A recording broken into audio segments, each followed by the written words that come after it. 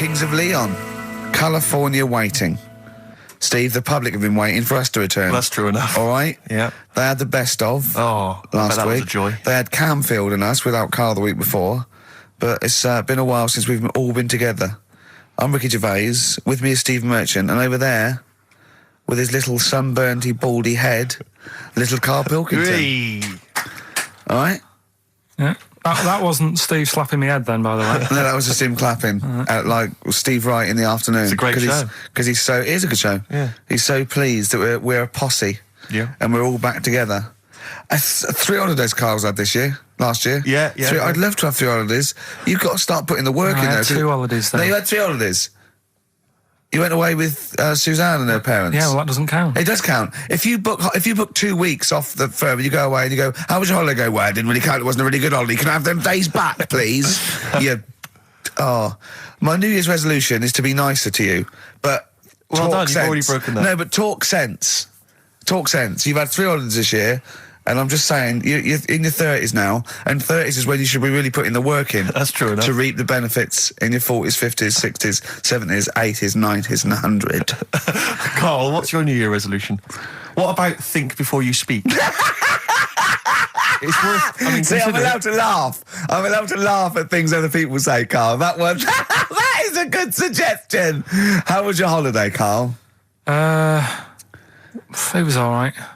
Right, brilliant. But that I don't see on the ratio of good to bad in Karl's mind. That might be amazing because we never hear him singing the praises of anything. I'll tell you what. Can we have a cracking little tune and then come back and hear about Karl's holiday? I'd love to do that. Let's keep it tight. Love to Tear Us Apart by Joy Division. Now I can't put my finger on it, but that doesn't sound like the original, and it's off a compilation. It sounded a bit fast. I think the vocal was slightly different. If anyone can, put me out of misery, I think it might be in a session of the time or something. Karl, is it a New Year resolution for you? Another one. Maybe when we ask you to get a song, get the original single version. I could be wrong, not some but obscure session. Yeah, it does seem different, doesn't it? Very odd. Yeah. Maybe we just remember it wrongly. But anyway, that's XFM for you. 104.9. I'm Ricky Gervais with me, Steve Merchant. Karl Pilkington. Karl, you went to Lanzarote. Yeah. People said don't go to Lanzarote. They told you it was Lanzarote. They told you, were they right or wrong? They were right, yeah. Really? Yeah, it's a bit ropey, yeah. Is it? Why? Just, out there. If it wasn't for the volcano they had, it'd been knackered. That's their big draw, is it? That's it, basically. That's all they've got going for them. When you landed, was it really hot? Were you quite excited? You were thinking this is okay? It was warm. It's we can't complain about the weather. The weather was all right. Sure. You know what I mean? That's what I went for, but it'd be nice if there just was something else. Yeah. What did you do all day then? Did you read your ritual book? No, I didn't read that. I read that book. Do you know the book that I bought and all the chapters were messed up? Oh, yeah. I bought a better version of that. All right. And I read that. Excellent. And then... Did it make more sense in order? Yeah, a lot easier to follow. Yeah. And then we went and had a look at the volcanoes and that. They've got 36 of them to look at. How many did you look at before you realised that pretty much, you've seen one volcano, you've seen them all? Probably about 6 or 7. Really? Yeah. And then when you got to the 8th, you thought, now I know what this is going to be, Suzanne. This is going to be like a mountain with a hole in the top. Yeah. Really? But it happened years ago as well. It's like, just keep a couple, fill the rest in, tidy it up. Fill the rest in? Yeah, no, Well, getting some builders. No, seriously though. Okay, 4 million tonnes of concrete, please. They're an absolute death trap. Yeah, what do you mean fill them in? Do you know what a volcano is? It's just a hole, isn't it? That's happened. Well, it's more than the hole. It's more a portal to the magma in the centre of the earth. Back in 1730 it happened, and they still haven't sorted it out. Well, when you say it happened, volcanoes were made a lot longer ago than 1730. No, but the one that did Lanzarote in. Right. Sort it out. What would you suggest? Well, how can they up. fill it in? It's joined. It's all joined. No, but what I'm saying is... the big plates of the earth are all joined. All the magma's joined. With the trade centre thing, that happened. They cleaned it up, sorted it out, they've moved on. That's what I'm saying. Whereas Lanzarote have just gone, leave it. It happened back in 1730. You misunderstand me. How, in the name of God, can you fill in a volcano? You ignorant twit. No, but it's not just the holes. They've actually left the lava everywhere. That's what I mean. It's not just the big holes. There's lava everywhere. But it's molten rock. They can't just pick it up like they're like a carpet. Put it in the holes. The holes are there ready. Just push it all in. That's what I'm saying. What exactly is there then? Is it just a kind of moon-like kind of surround with just kind of dust and rock? That's exactly what you see. I was there when the Mars thing went wrong. Yeah. I would have just sent a camera crew there, filmed a bit of that, right, and say, here we are, this is it.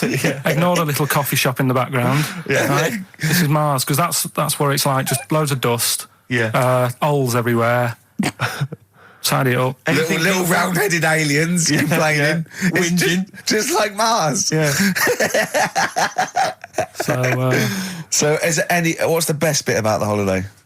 Come on, pretend you're Judith Chalmers. I have been doing. I would have done all. I would have said that. Don't bother. Right. I mean, the hotel was good. Yeah? That was all right. What was that like?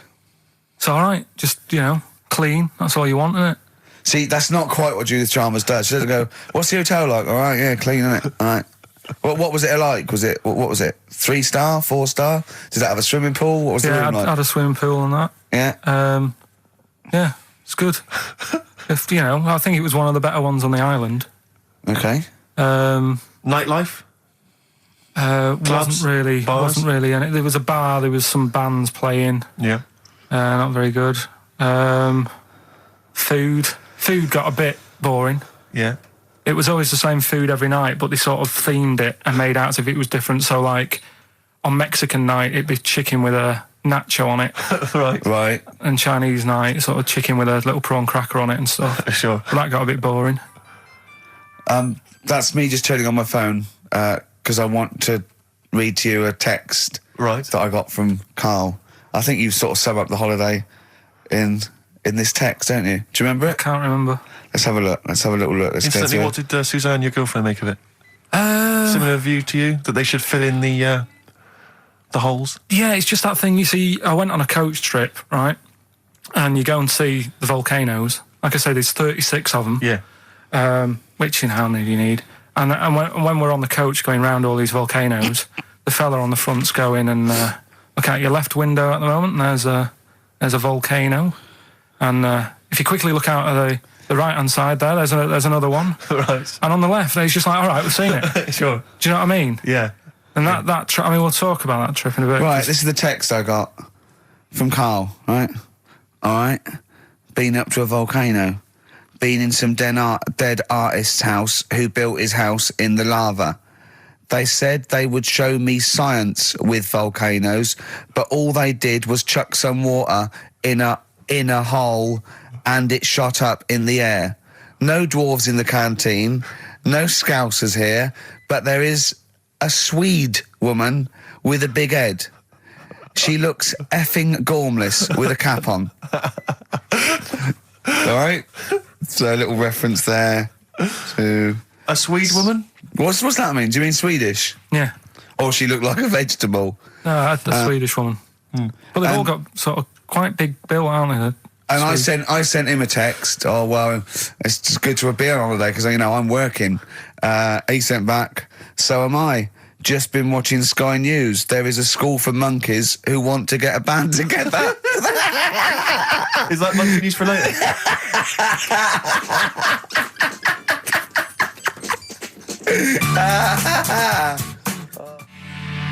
Oh My Corazon by Tim Burgess. I can't get enough of that. I love that chorus. On XFM 104.9. Ricky Gervais, Steve Merchant and little Karl Pilkington. But it was a nice holiday. Yeah, it's all right. It's just, I went there to relax and that. Exactly. Did a little bit of that. Trying to think of some new, features and stuff. Sure, always working. 3 holidays a year, Jesus. Oh, well, not really 3. Oh, 2. It's all one big sort of like work thing to me and Steve. 2 holidays, isn't it? Work hard, you need the holidays.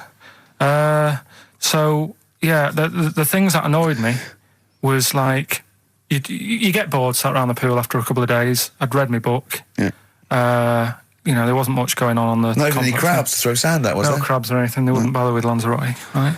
So decided to go on a little trip. That's when I saw the volcanoes and that, 36 of them. So we go on the trip. And the thing that annoys me, it does happen every holiday that you go on. If you go on a sort of a package thing, they have these trips, right? And you pay about 40 odd quid, and they give you some wine, so it make it feel like you're getting your money's worth. But how many of these trips have you been on then? Loads. Probably about 12. More holidays than I've had. Go on. So anyway, so you're on the coach, right? And they take you for the volcanoes. They took us in the middle of nowhere. Yeah. Right. There's nothing else round there. Sure. It's like I say, it's like Mars, but with holes in the ground. Yeah. Right. And they sort of drop you off, and they go, right, everybody, see you back here in an hour. There's loads of volcanoes for you to look at, and a coffee shop over there.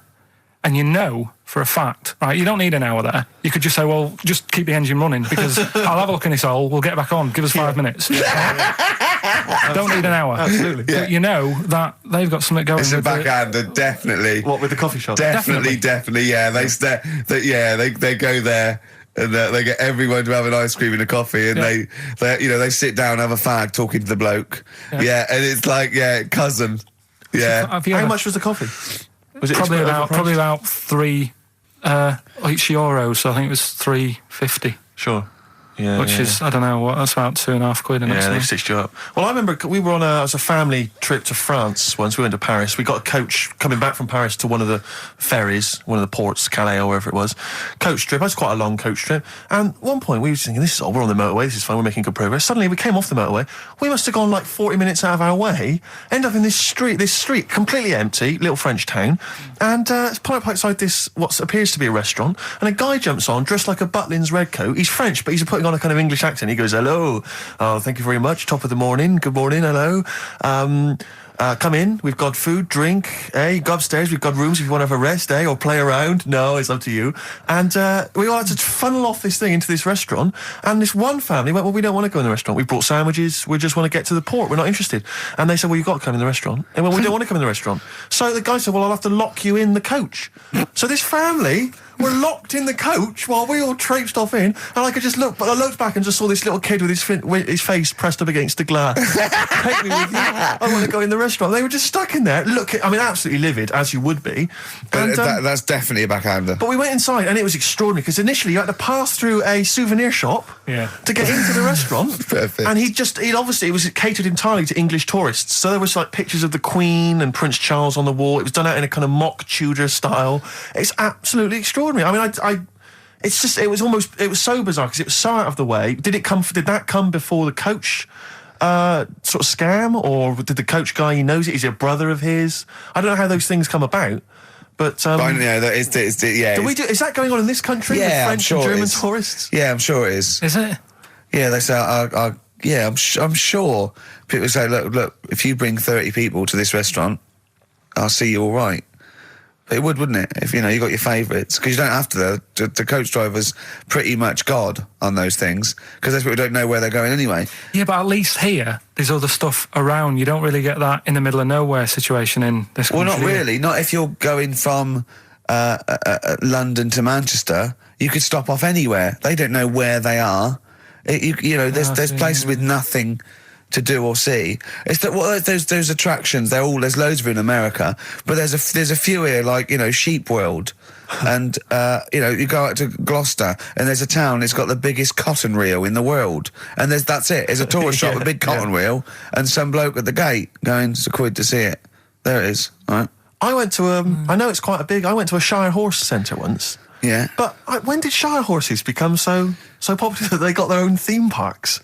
Well, I think there's a museum for everything. Yeah, possibly so. I mean, I don't think you could think of something that didn't have a museum somewhere in Britain, because obviously museums start off sometimes by fans. But did people keep coming around and going, I hear you've got a Shire horse, I'd love to see it? Yeah. Well, I can't. People coming all the time to see my Shire horses. You should get another one, because I'd probably pay double for those two. I'd pay good money to see your Shire horses. Yeah.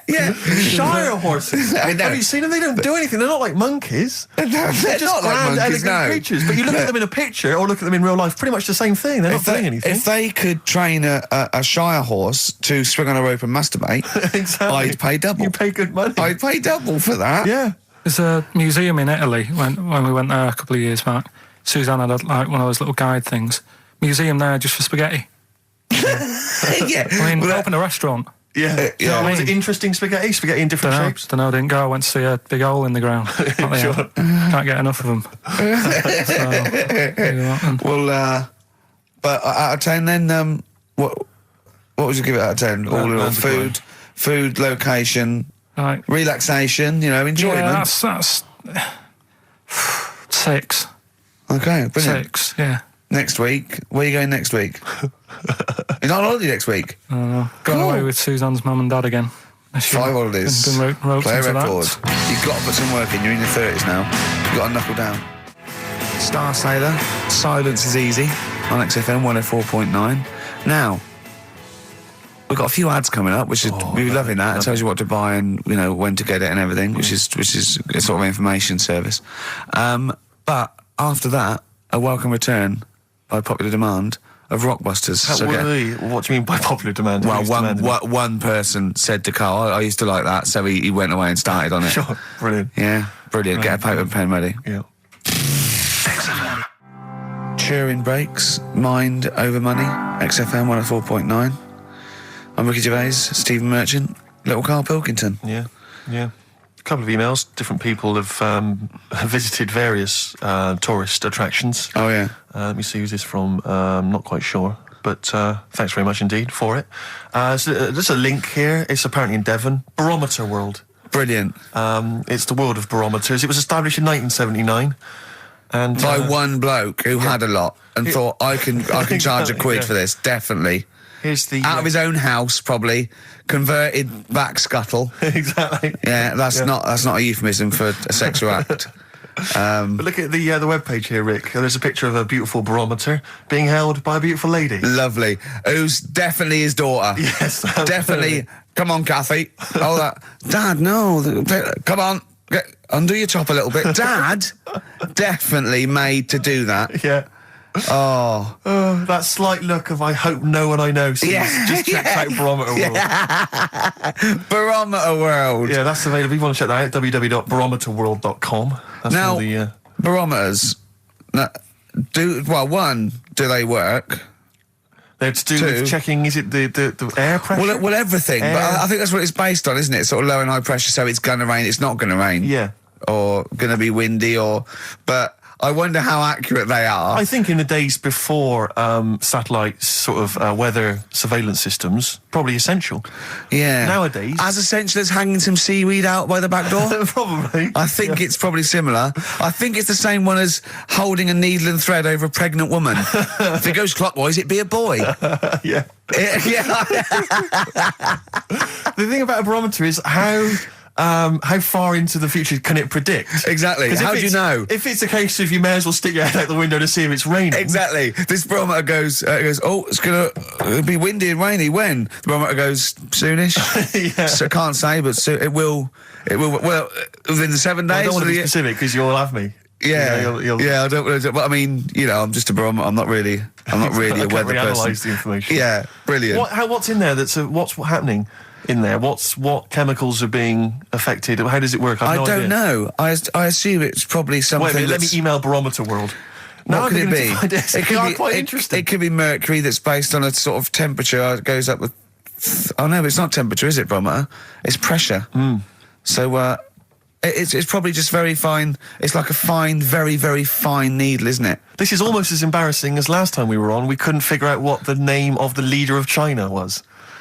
Was it the King of China? The Prince of China? Oh, this is where we were trying to imagine what it'd be like if all the Chinese people at once jumped up and down and made a big tidal Enormous wave. tidal wave. But if you do know what the name of the leader of China is, we don't mean the name of the particular person in charge, but if it's a king of China, the emperor of China, the chancellor of China, it the used prime to be an minister of emperor, China. didn't it?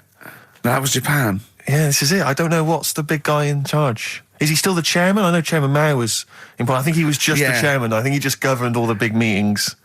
Yeah, I don't know. He just kept the minutes. Head Chinaman? Head Chinaman. The major Chinaman. The top Chinaman. With Number one Chinaman.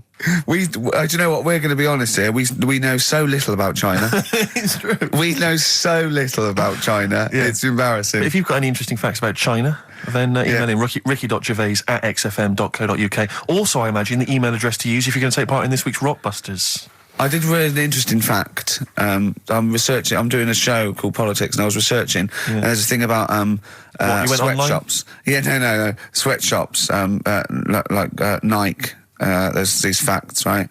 And these people get like a few cents an hour, and the CEO, I forget his name, for a Chinese woman to earn his 5.2 billion, she'd have to work 8 hours a day, 7 days a week for 10,000 years. But Steve, they don't. They don't. They obviously don't want to. Exactly. They don't want to. They don't want to. Lazy, Rick. Ian Jury and the Blockheads, hit me with your rhythm stick. Rick, are you likely to be going to Cumbria on your stand-up tour? Almost certainly not. Why? Well, it's just because you might want to visit the Cumberland Pencil Museum. That's the journey through the history of pencil making. I do like pencils. Really? Yeah, I just used one then. That's what you mean. So, do you have any idea how that was made? no, was it? Let me email them. Now, Chinese people. Oh, incidentally, it's the premiere of China. The premiere. Premiere. Oh, right, yeah. Oh, yeah. Sure. Yeah, I remember now. Yeah. Well, when you were away, Karl, we worked out if there's 1 in 10 people are sort of like gay in some way, with 1 billion Chinese people, there's 100,000 little gay, lesbian Chinese fellas of some sort. What do you think of that? What do you mean? Well, if I think so some sort of form of gayosity, whatever it's called, is sort of like 1 in 10, right? 1 in 10 people are gay, apparently. Right. That does seem a bit high, though, doesn't it? I thought it was lower than that. What? You mean more than that? Yeah. But I maybe don't think not, so. yeah. Well, I think that's of any sort of nature, anything. But what time did they do the survey on the streets as well? Because, they go out late, so if they're doing the survey sort of around lunchtime, forget it, they're not going to get any. Sure. Do you know what I mean? They're all asleep. But if they're out at, say, 1 in the morning... Well, It's going to be higher, isn't it? Yeah. Well, the thing is, Carl's favourite song, The Killing of Georgie.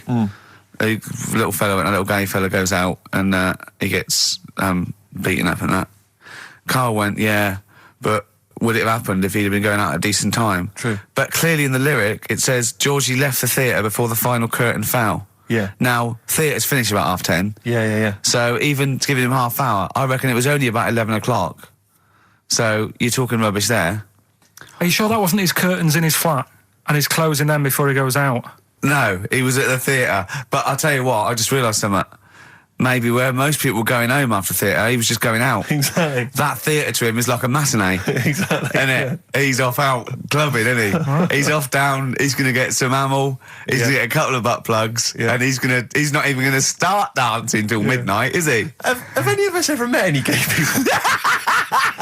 It's just, our view of them is, I don't know. Email in if you've met a gay person. Yeah. Tell us where we're going wrong. Yeah, have any of us ever met a gay person? The way we talk about it is just like, have we ever met Chinese people? I've seen them. I've seen them out there wandering the streets, but I don't think I've ever had a conversation. No, here's the irony. I definitely know and have met more little gay fellas than little Chinese fellas. Yeah. Have you ever had any little Chinese friends? There was a girl at school who was Chinese, but she was kind of inscrutable. I couldn't get close to her. She was sort of mysterious. Right. Rockbusters? Yeah, brilliant. Right then, this is where I give you a little cryptic clue and some initials, and it sort of makes up a band or an artist and stuff like that. Yeah, brilliant. Sort of being the operative phrase there. Yeah. Let's see how he reads this clue. Yeah. This is going to sound like Oscar Wilde. Clue number 1. 3 different clues. Clue Oscar number Wilde 1. was Chinese, apparently. Was it? Yeah, it was illegal then. Right. Will you leave the entrance to my garden alone? Sorry? Right. Will you leave the entrance to my garden alone? Are we back on the gay thing, or is this... This is the clue? That's the clue. Right. Clue for Rockbusters number 1. Will you just leave the entrance to my garden alone, will you? Right, that doesn't count because I know what it is. And what were the initials? What are the initials? GG. Correct. Yeah, right. But you've got to pronounce the artist correctly. I'll pronounce the artist because I know what it is. Don't ruin it. No, People- when the answer comes, I'll pronounce the artist. Right, can we just focus, please, on the quiz? Go. What was the clue again? Give it again. Will you leave the entrance to my garden alone? Stop messing with it, right? GG. Okay. Right? Next. Doesn't count. Next. Incorrect. Don't phone, but you can send a message on my mobile if you want, right? That's Yeah. T. It's another little easy one. And the last one, we were sharing out the mail sheet. Right, that doesn't count either. Can we just fuck Rick? I know what that is. I know what that is. I don't care. We'll come to that later. Yeah. And number 3, we were sharing out the mail sheet, and I think I got the best one. Right? DG. DG. Yeah. So quickly again, will you leave the entrance to my garden alone? Stop messing about with it. Yeah. Right? GG. Yeah. Don't phone, but you can send us a message on my mobile if you want. Right? That was T. And the last one, we were sharing out the mail sheet, and I got the best one, so that's good. Right? DG. All right, ricky.gervais@xfm.co.uk. Have we got any prizes? Do you want to have a look? Well, don't worry about it. Oh, this is don't worry about it. pathetic. Have we got any prizes? Just look, the clues fine. are rubbish. The clues don't work. The show is. I mean, this is pathetic. Play a record. That's what it should be called, and the clues don't work. Blur. Out of time on XFM. Well, we're not out of time. We've still got an hour left, boys. Hey! Luckily. Brilliant. A lot of emails, obviously, about the Chinese. People as fascinated as we are. I don't want to discuss it, interminably, Rick, because there's so much to say, and we've said most of it in the past. Yeah. Get a couple of emails. In fact, I think, Karl, you told us this information. Remind me of it again. If all the Chinese people in the world were... We're in a line on that, because there's loads of them, you'd never get to the end of it. Right. No, it's not that. It's no. If all the Chinese people formed a line and started walking out of China, you'd never get to the end of it. That's what I just said. No, it's because though. They'd be having babies. You know what I mean? Still, it'd be adding to it all the time, wouldn't you? Would they be walking and shagging and having babies as they're walking out? Yeah, that is. I'd love to see someone organise that. Maybe the Record Breakers team. I tell you what, I'd love to see Ross McWhirter or Norris, who is it? Who's the one that's alive? I forget Norris, I think. Norris, right? I'd love to see him to coordinate that. Yeah. 1.2 billion little Chinese fellas, boy, girl, boy, girl, boy, girl. Yeah. And where are they walking out of China? Which exit are they taking? They're taking the through Tibet. Or? I think it's the Gate 9 Slip Road, the M43, Right. to St Petersburg, Right. And they go, and walking and shagging. Yeah, exactly. Yeah. Because some presumably are dying as they're leaving. No, but they live to 120. That's true. So they claim. So, well, we know Karl's theory on that. Do you want to just tell new listeners your theory about when all these Chinese people get the records for oldest people in the world? Come on, what's your theory, Karl? Leave it. Karl, Just that they're probably lying. Why? That's all. Because a lot of them don't age that well. Some of them do. A lot of them don't, and they always look older than they are. I read the other day, right? Do you know the one who was the oldest woman in the world, right? Chinese woman, right? The way she did it, it was. She didn't die. That was her secret. Yeah. What she did, she got up every day and didn't die. No, she was like awake and that, and then she'd have 2 days just sleeping. Right. So she wasn't really that old. What do you mean? Well, she'd only sort of lived half of her life in a way. Well, we all live 2/3 of our life, don't we? No, but she was like awake and that, and then she'd go, I'll go out of bed, and then that'd be it for 2 days. Talking of sleeping, oh man alive, I went to see the last part of the Lord of the Rings trilogy. Why? Well, it's like a family thing now. Every Christmas, my family and I have been going to see the Lord of the Rings, the next instalment. It's like a family thing. What will you do if they keep making them? Oh, I'd say I've wasted now about 10 hours of my life with that tripe. You can never get that back. I can never get that back. That's what Peter Jackson owes me. 10 hours now he owes me of my life. It is absolute drivel. Well, I know. We've said this before. I don't want to harp on again about it, but I cannot fathom why everyone is so excited and loves these films so much. Like you say, people review saying it's the best film ever. I think this is the greatest movie I'll ever see. And I don't... It's like they go, oh, but look at all the fight sequences. But Tolkien being up there in literature, like, you know what I mean? It's sort of like Shakespeare, Tolkien. No! Yeah. No. But what is it that he's writing about exactly? I don't know. Little midget fellas who can't get shoes. I mean, I've got big feet. I've got size 14. I can get shoes. Oh, God. Send off from mail order. I know, it's like Harry Potter taken seriously. Yeah. But I know who's watching it. It's like these people who are watching it are obviously nerds, people who live in Forbidden Planet. They love it. They can't believe their luck. But that's the core audience, but it's obviously bigger than that. But then it's also people who can think they have a go, like menopausal women thinking, well, I'll write a book then. the Globling came into the cave. Exactly. Right? And they're sort of like 13-year-old sons who've never shown interest in anything except glue now writes orc Yeah, exactly. on his exercise book, and so they're loving it. It's like, it's sort of uniting, bringing people together. But at the end, right, I mean, it's taken them now like 9 hours to get from one part of Middle Earth to the end, to the other end, so they can destroy the ring, the evil ring. Did they do a line? Was it? I don't know what they... Like those little Chinese fellas. And it's taken them 9 hours of their time and my life as well to get there. And at the end, they all say They goodbye do it in to each real other. time. Why didn't they edit it? I mean, that's what it felt like. It really, it can't have, it must have taken them less time, you know, within the sort of logic of the book to get there than it did to me to watch it. And at the end, they sort of say goodbye to each other and they all hug. So there's like, you know, there's little midget one, you know, Frida, saying goodbye to, you know, Bjorn. What are they Benny. called in the thing? Because are they PC in it? Are they called like midgets and dwarfs? No, they're called hobbits. Oh, are they? Yeah. So we should call small people hobbits from now on. That's what they are, just to make it kind of topical, and they'll like that as well. Give them sort of, you know. So if you make see it a little little, bit on the way home, if you saw a little midget fella, 4-foot midget fella, just say, "Excuse me, hobbit." Yeah. Okay, that's call fine him then. Frodo.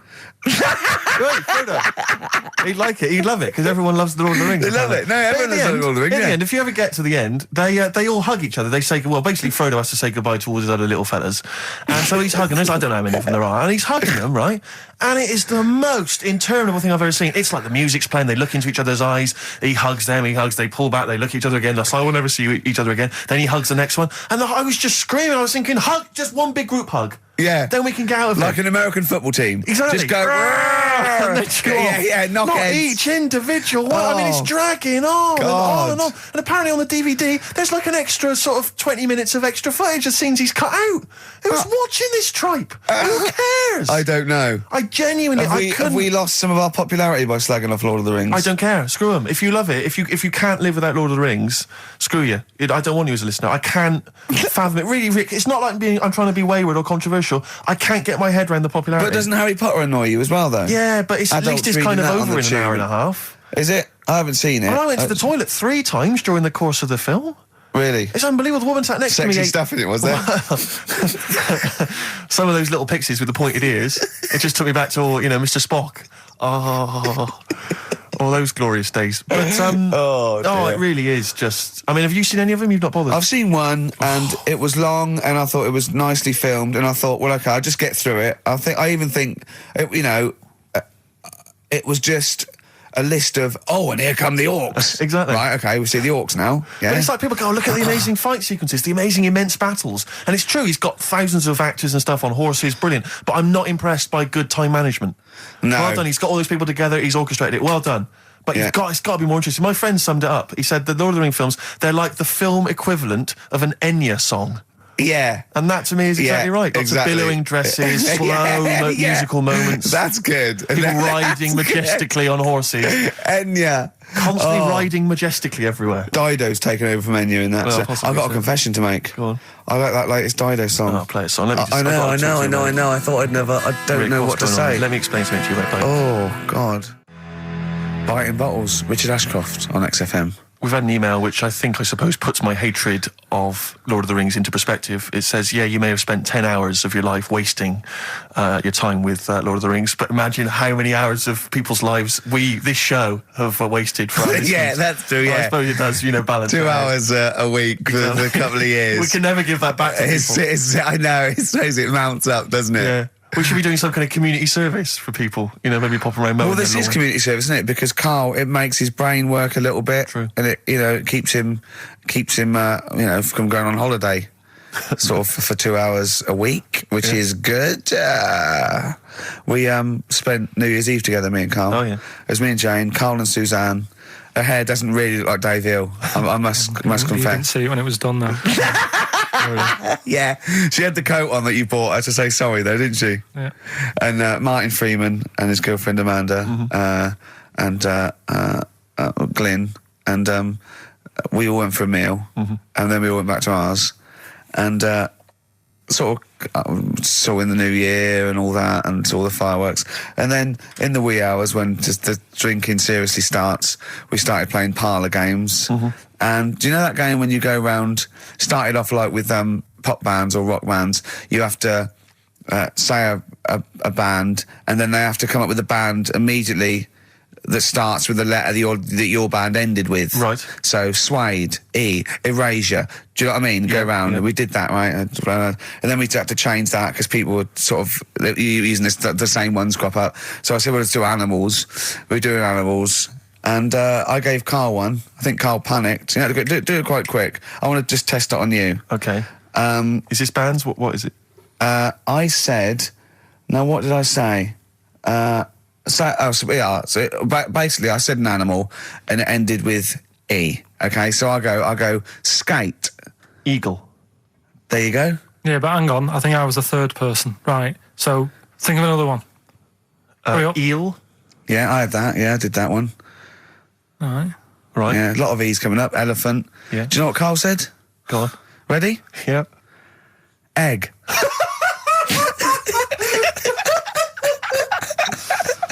Oh, in a sense, I suppose. Egg? He went, yeah. I went, no, wrong. He went, well, what? And then Martin came to his rescue and went, well, what is an egg? Animal, vegetable, mineral. I said, well, it's animal, but it's you can't have egg. But Well, would you allow then? tadpole? Well, yes. Is that Yeah, not because it's a kinda larval stage. Yeah, no, but egg, you might as well have leg or eye, uterus. It doesn't count. Egg, you panicked. Brilliant. Oh, I still think I'm right. Well, you're not right. We were naming, you know. Just a bit of fun, though, isn't it? Yeah. Exactly. Yeah. You meant, why obey the rules? It's just a bit Exactly. of Yeah, fun. no, that is true. Don't That bother is with the true. rules. That is You true. had the fireworks in the year, did you? Yeah, What, you had them yourself? Or No, you no, just no, no. watched You them? could stare across the river. We could see him, but actually very impressive. And I'll tell you what, they got it right this year. Instead of 2 hours of letting off fireworks, people were going, "Oh, can we go now?" It was 3 minutes, and they spent £1 million on the 3 minutes, and that's it. That's all you can stand. 3 minutes of fireworks. Oh. To me, fireworks are like watching Lord of the Rings. Exactly, I've absolutely. never been impressed as a child. Never been impressed. I've never been impressed as an adult, but.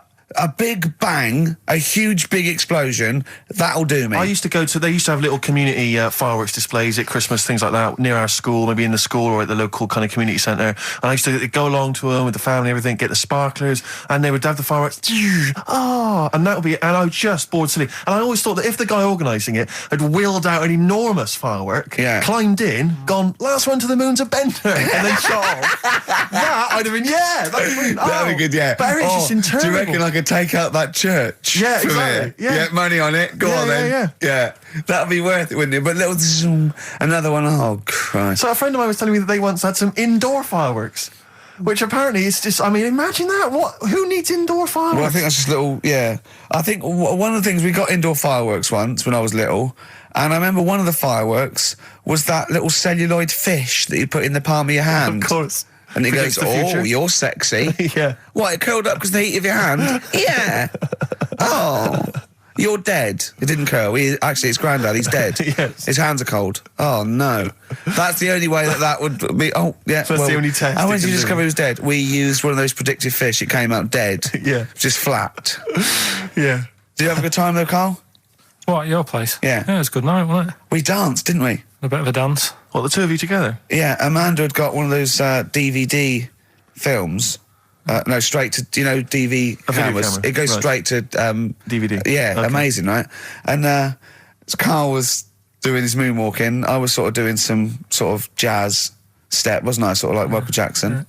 I ended up jumping up on the couch with both feet and falling straight back on my back. Of course you did. I can't believe I was all right. Yeah. What's the chance of that? It's when you're drunk that you sort of like, you revert to childhood and you sort of bounce. Yeah, exactly. Yeah.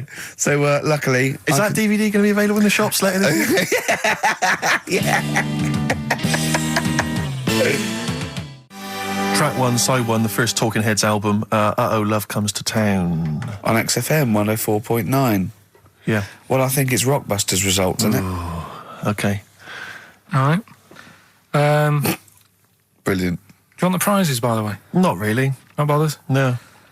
Right, some videos and DVDs and that, some good stuff. VHS, I hope. Couple. $4.99. Is that one about TV weather? titles. What? There's the weather one. That's going to be on telly. Donald McIntyre. Oh, yeah. That's in there, if you want that. Yeah. He reckons Donald McIntyre ripped him off because he did a thing about how much it costs to have a chimp, cheap as chimps. What was the other thing you think someone ripped you off? Rockbusters? Ken Bruce on Radio 2 is doing Songs of Phrase. He was doing that over Christmas. I took 1 week off. He's in there.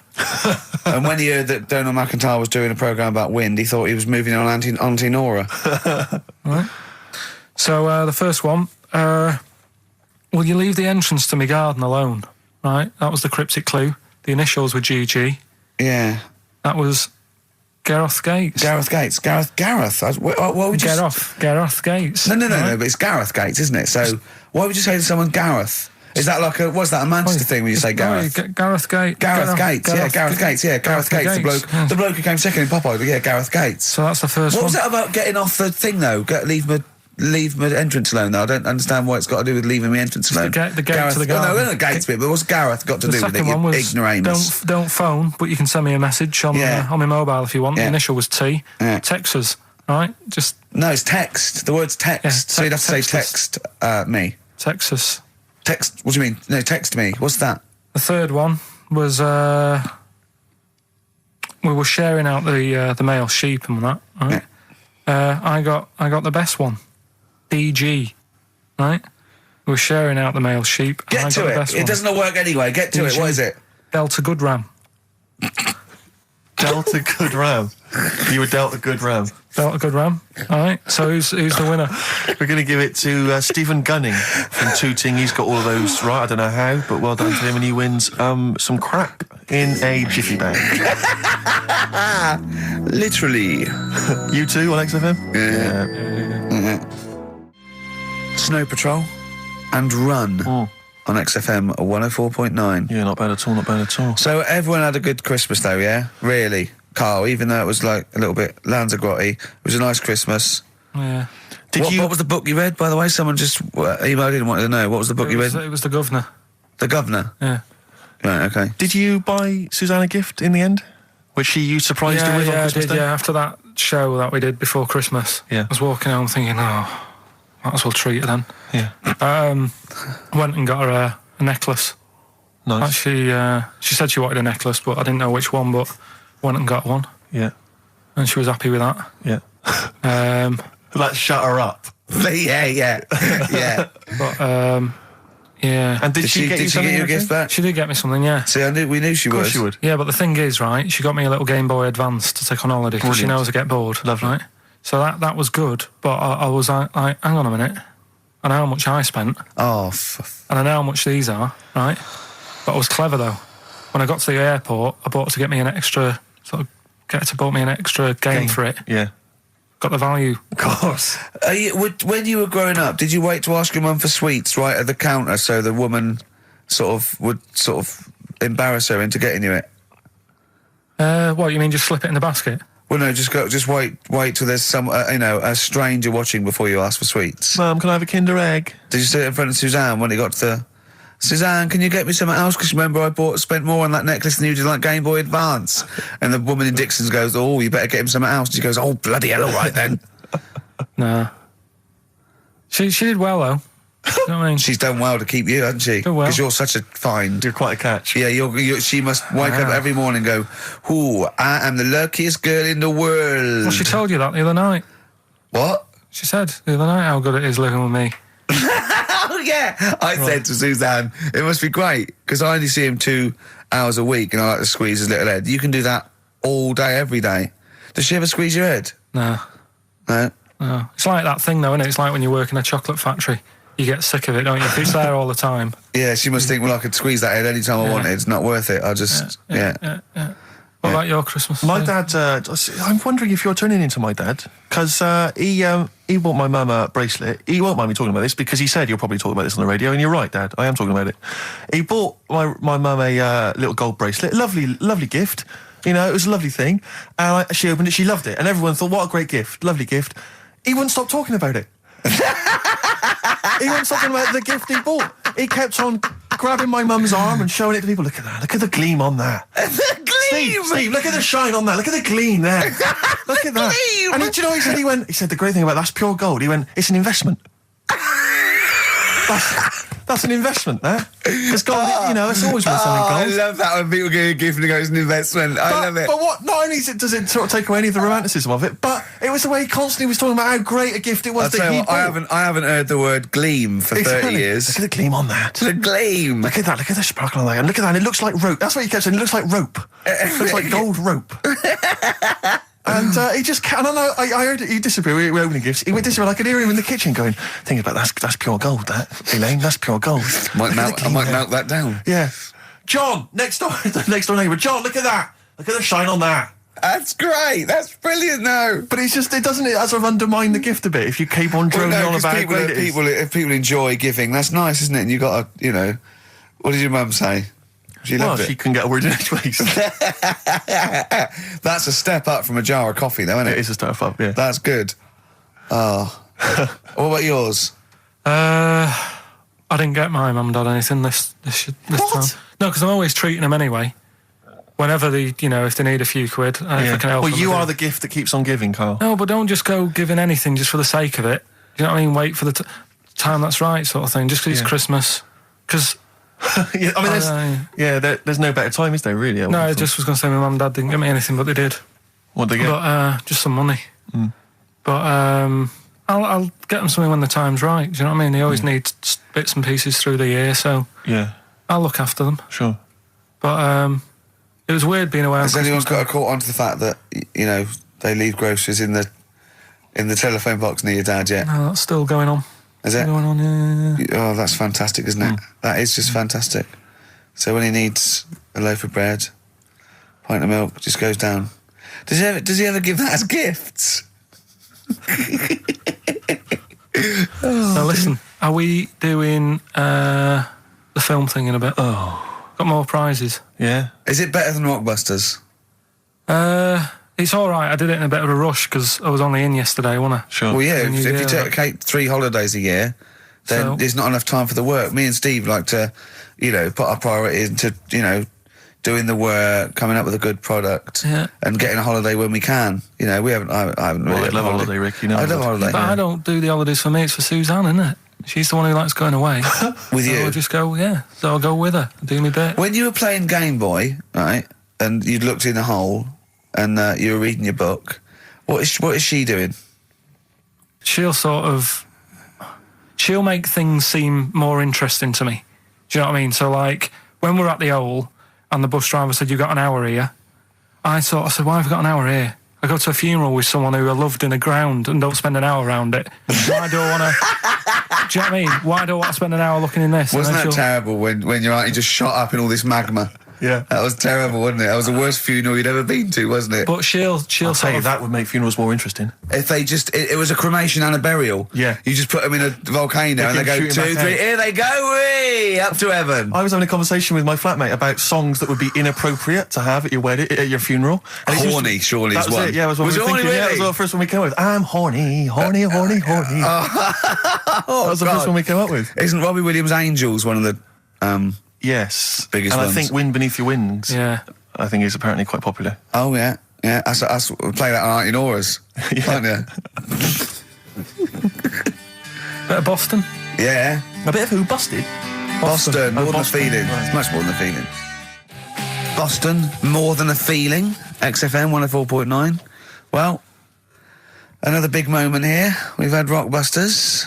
We're going to have Karl's film quiz thing, isn't it? Yeah, it's a film quiz thing. I've done Planet of the Apes, right? Because one of the things we did in Lanzarote went on this tour with sort of 3 northern blokes, and they didn't really know what they were talking about. Joking. You're joking. Northerners not knowing what they're talking about. You're having a laugh. No, they'd obviously sort of not had much luck here, right? And thought, let's go over to Lanzarote, buy some vans, right? Get people in it. We'll do a tour of the island. And whenever someone asked the question like, what year did the volcano happen? They go, we'll take you to the visitor centres, you can read about it there. So they never actually answered anything, right? So they were useless. But one of the things that they told us was that Planet of the Apes was filmed in Lanzarote. Right, okay. right? That makes sense. A bit of it. Well, does it? Does it make sense? Well, what do you All right, mean? well, maybe does it was, maybe it wasn't. Okay, anyway. No. I mean, if they wanted to show sort of an Aaron, sort of barren, sort of post-apocalyptic sort of subject, choose where you went on holiday. Yeah. Obviously. Yeah, but when we were there, well, he took us to this sort of beach, and I said, "Is this where they did it?" And he was like, "Yeah." I said, "What? Right there, yeah." And I watched it, and I couldn't see where I was. Yeah, you know that if you watch a film from 1968 and you've been to the same place, you're not going to feature. You're not going to see you in the back walking along the beach. It's a new one, new Planet of the Apes. Oh, the recent Planet of the Apes. Yeah, that's what they said. Yeah, right. So I thought I'd sort of. Now that sounds a little bit more far-fetched.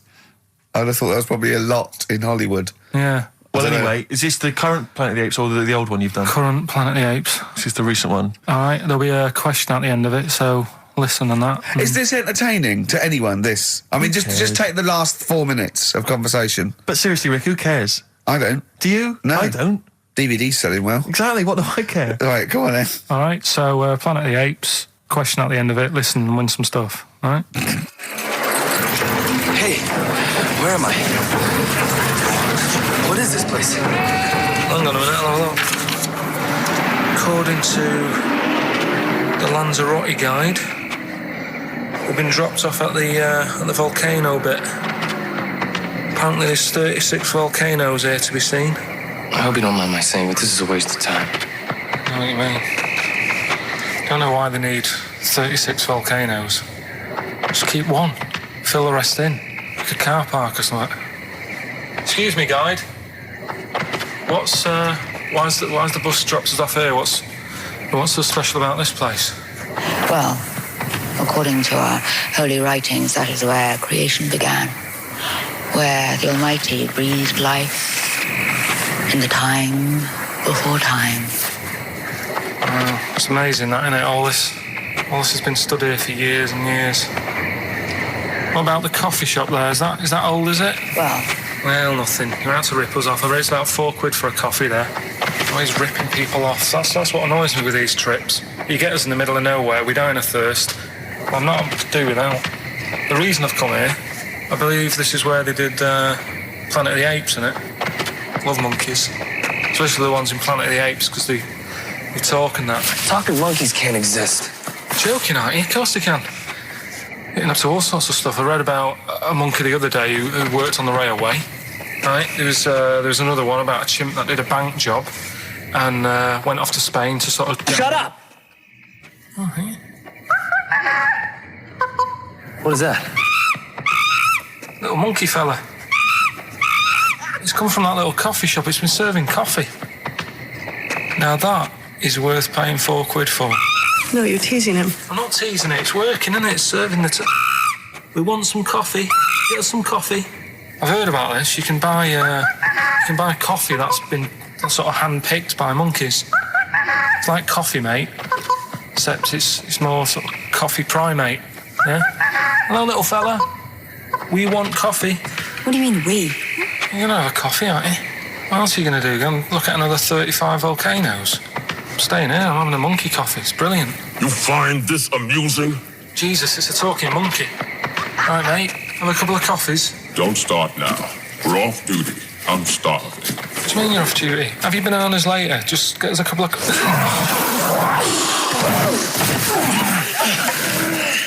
Right. I understand that you're tired and you've probably been on your hands all day. Just forget the coffee. You go and get some lunch. After you've got some coach, you lazy ass. You damn human!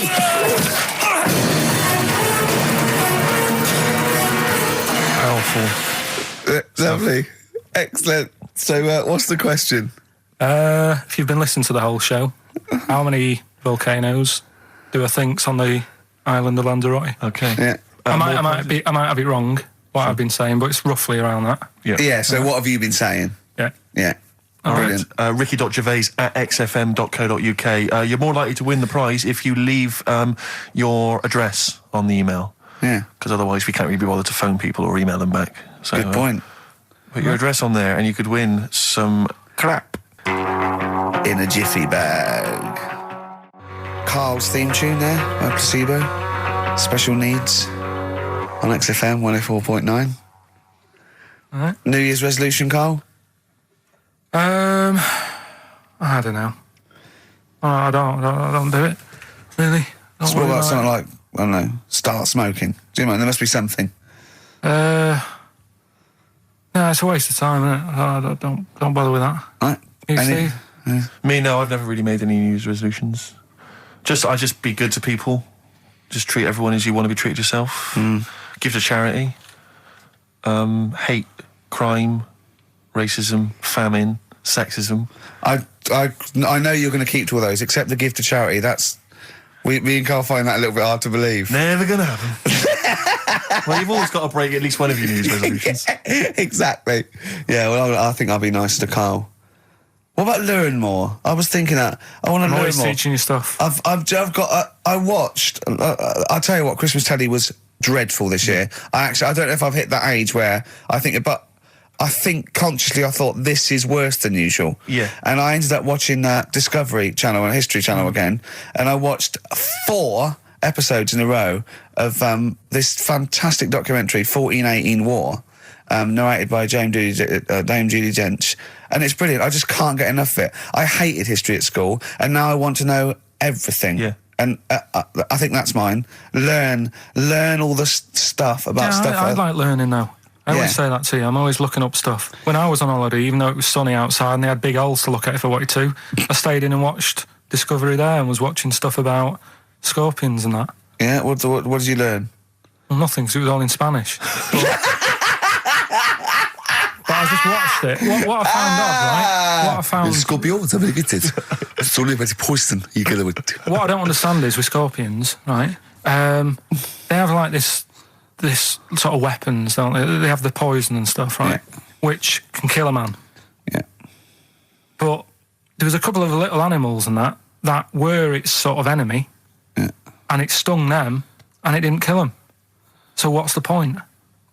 Well, firstly, not all scorpions kill a man. Some of them, This one did, they said. Yeah, well, they range from like bee stings to so much venom it can take down a horse on things like spiders and snakes and scorpions. So it depends. But a scorpion that will kill a man would kill a rabbit. So I don't know what you're talking about. No, there was a snake that it stuck its thing into, and some sort of beaver, and they were just like running about. There's nothing funny about that, so why are we laughing? Well, the snake wasn't running about, was it? Well, it was slithering about a bit. Yeah. What was the beaver doing when the snake... Just sort of, I think it ate it in the end. What? Ate what? Ate the scorpion. Just wandered off. Well, it wasn't a beaver. So there you go, There's you've no learned that. way it was a beaver. All right, an otter. It was, This is what you've pieced together from a show in Spanish. I'm just saying though, how come it can't kill something that small, yet there's someone on holiday that's no sort of danger to that scorpion. We're not going to harm it, right? And yet it can kill a man. So you Shut say, up, but I Karl. don't believe it. Shut up, mate. Seriously, this is gobbledygook. Taught you something again though. That's what I'm No, saying. what have I'm you always- taught us though? What is that? What is the fact that's come out of that? A scorpion can kill a man, but the beaver was dancing with a snake. Then it Well, ate it. you do that That's all the not time, a though. fact. You That's put not a everything down. fact. New Year's Eve I taught him something, right, about dead people. No, you know, the things that taught me. I was saying you're talking shite. He says they found out your soul weighs an ounce. Your soul. Yeah, your soul weighs an ounce. Right, who found this out? I read it. Your arsehole weighs an ounce. Yeah. There's no such thing. A soul weighs an ounce. You're talking drivel. All right. Have you got any right. monkey news? So what did they do? They measured. They weighed someone who was alive, and they will wait for you to die, then weigh you again. There was someone You've who- lost an ounce. Yeah, it must be your soul shooting off to heaven. It was someone who was really ill, and they Yeah. said, we can't do anything for you here, but we've got a bit of an idea that we want to do. We've been wanting to do this. Stuck him on some scales. He said, right, you weigh 9 pounds an ounce or whatever, because he was wasting away. He died, 9 pounds. Right? Fine, well, that's proof if proof be needed. Talking shite. Monkey news, we might as well leave it. No, come on, No, come on, tell monkey news. No, it's nothing that great, really. Is it worth playing the jingle? Quickly? Go on then. Oh, chimpanzee, that monkey news. Right, it's about a monkey. 2004, four. It's about this woman monkey who was born in 1834. Right? Half monkey, half woman. No, not true. It happened, apparently. Impossible. It was in the Daily Mail. Right? Okay. The Victorian ape woman was her name. Yeah, I christened this thing Victorian ape woman. Well, we thought Sandra. No, I'm calling it Victorian ape woman. She was about 4 foot. No, didn't happen. She had lovely thick black hair on her head and on the back of her legs and on her arms. Yeah. All right. So stockings. Let's have a look. And she didn't need a bustle because of a huge ape-like arse sticking out the back of her dress. She was good at reading and sewing. Well, it's good because they didn't have opposable thumbs. So she could speak 3 languages. Yes. She was Human, monkey, and monkey-human. 20 offers of marriage. Does that annoy you, Steve?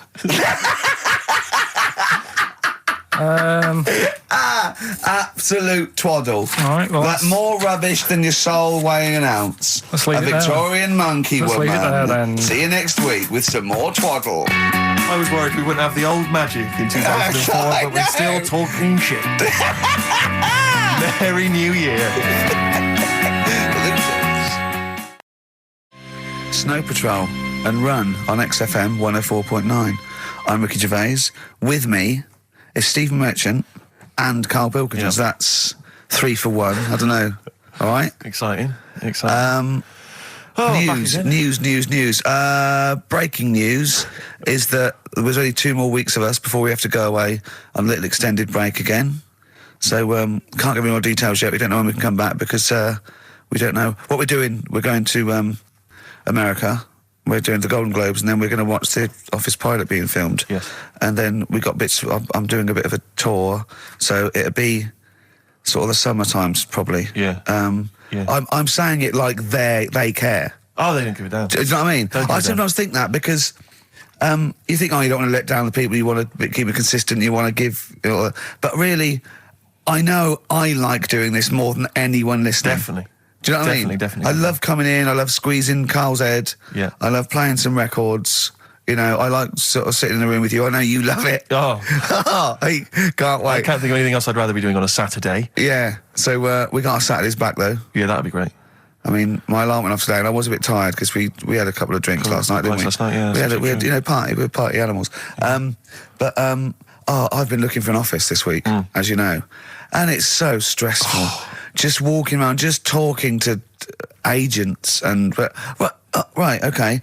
So my method is this, right? I walk around the area that I want to be an office in because I don't want to hear anything else. I don't want to, you know what I mean? So I walk around. To be fair, it is about a square 500 yards. Yeah. Right? It's sort Your of house is in the centre. yeah. I walk, and so I walk around and look at placards. I go, that's a nice office, and I phone them up. There's loads of different people I'm dealing with, right?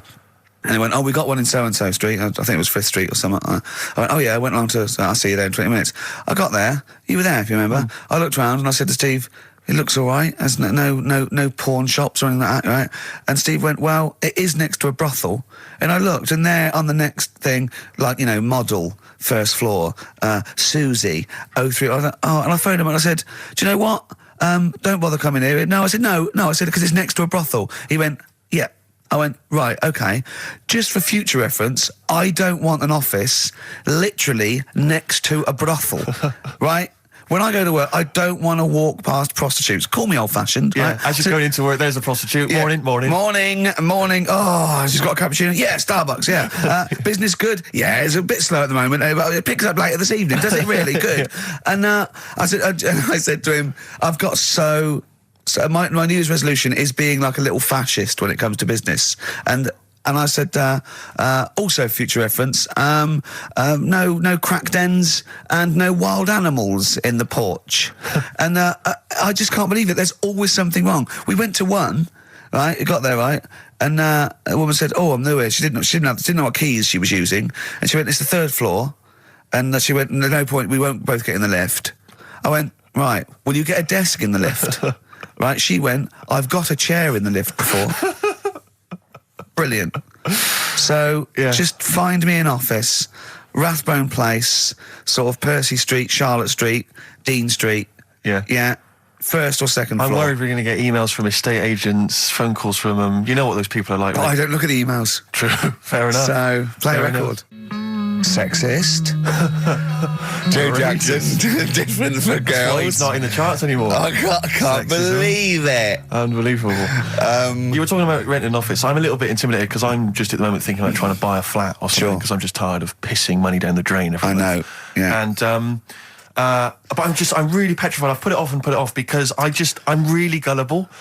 When I'm confronted with anyone in a suit who sort of knows what they're talking about, they can sell me anything. I'm intimidated. It's like, you know, you're supposed to go in there and you're supposed to sort of act like you're the guy with the money. This is what I want. This is what no. But I go in there and it's like I'm afraid they're going to say, clear off. I don't want to sell you a house. I'm not really interested. Have you ever thought of like really putting on sort of like some sort of cool air? Like sort of like kicking the door and going, what's that?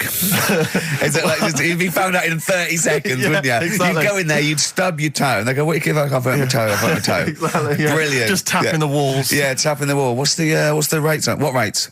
I don't know. Well, do you remember? I don't know if I told you before. I wanted to buy a laptop computer, and everyone said go up Tottenham Court Road. And I was reading like magazines and stuff. They were saying haggle. Make sure you haggle. Make sure you're planning to haggle, get the best deal you can.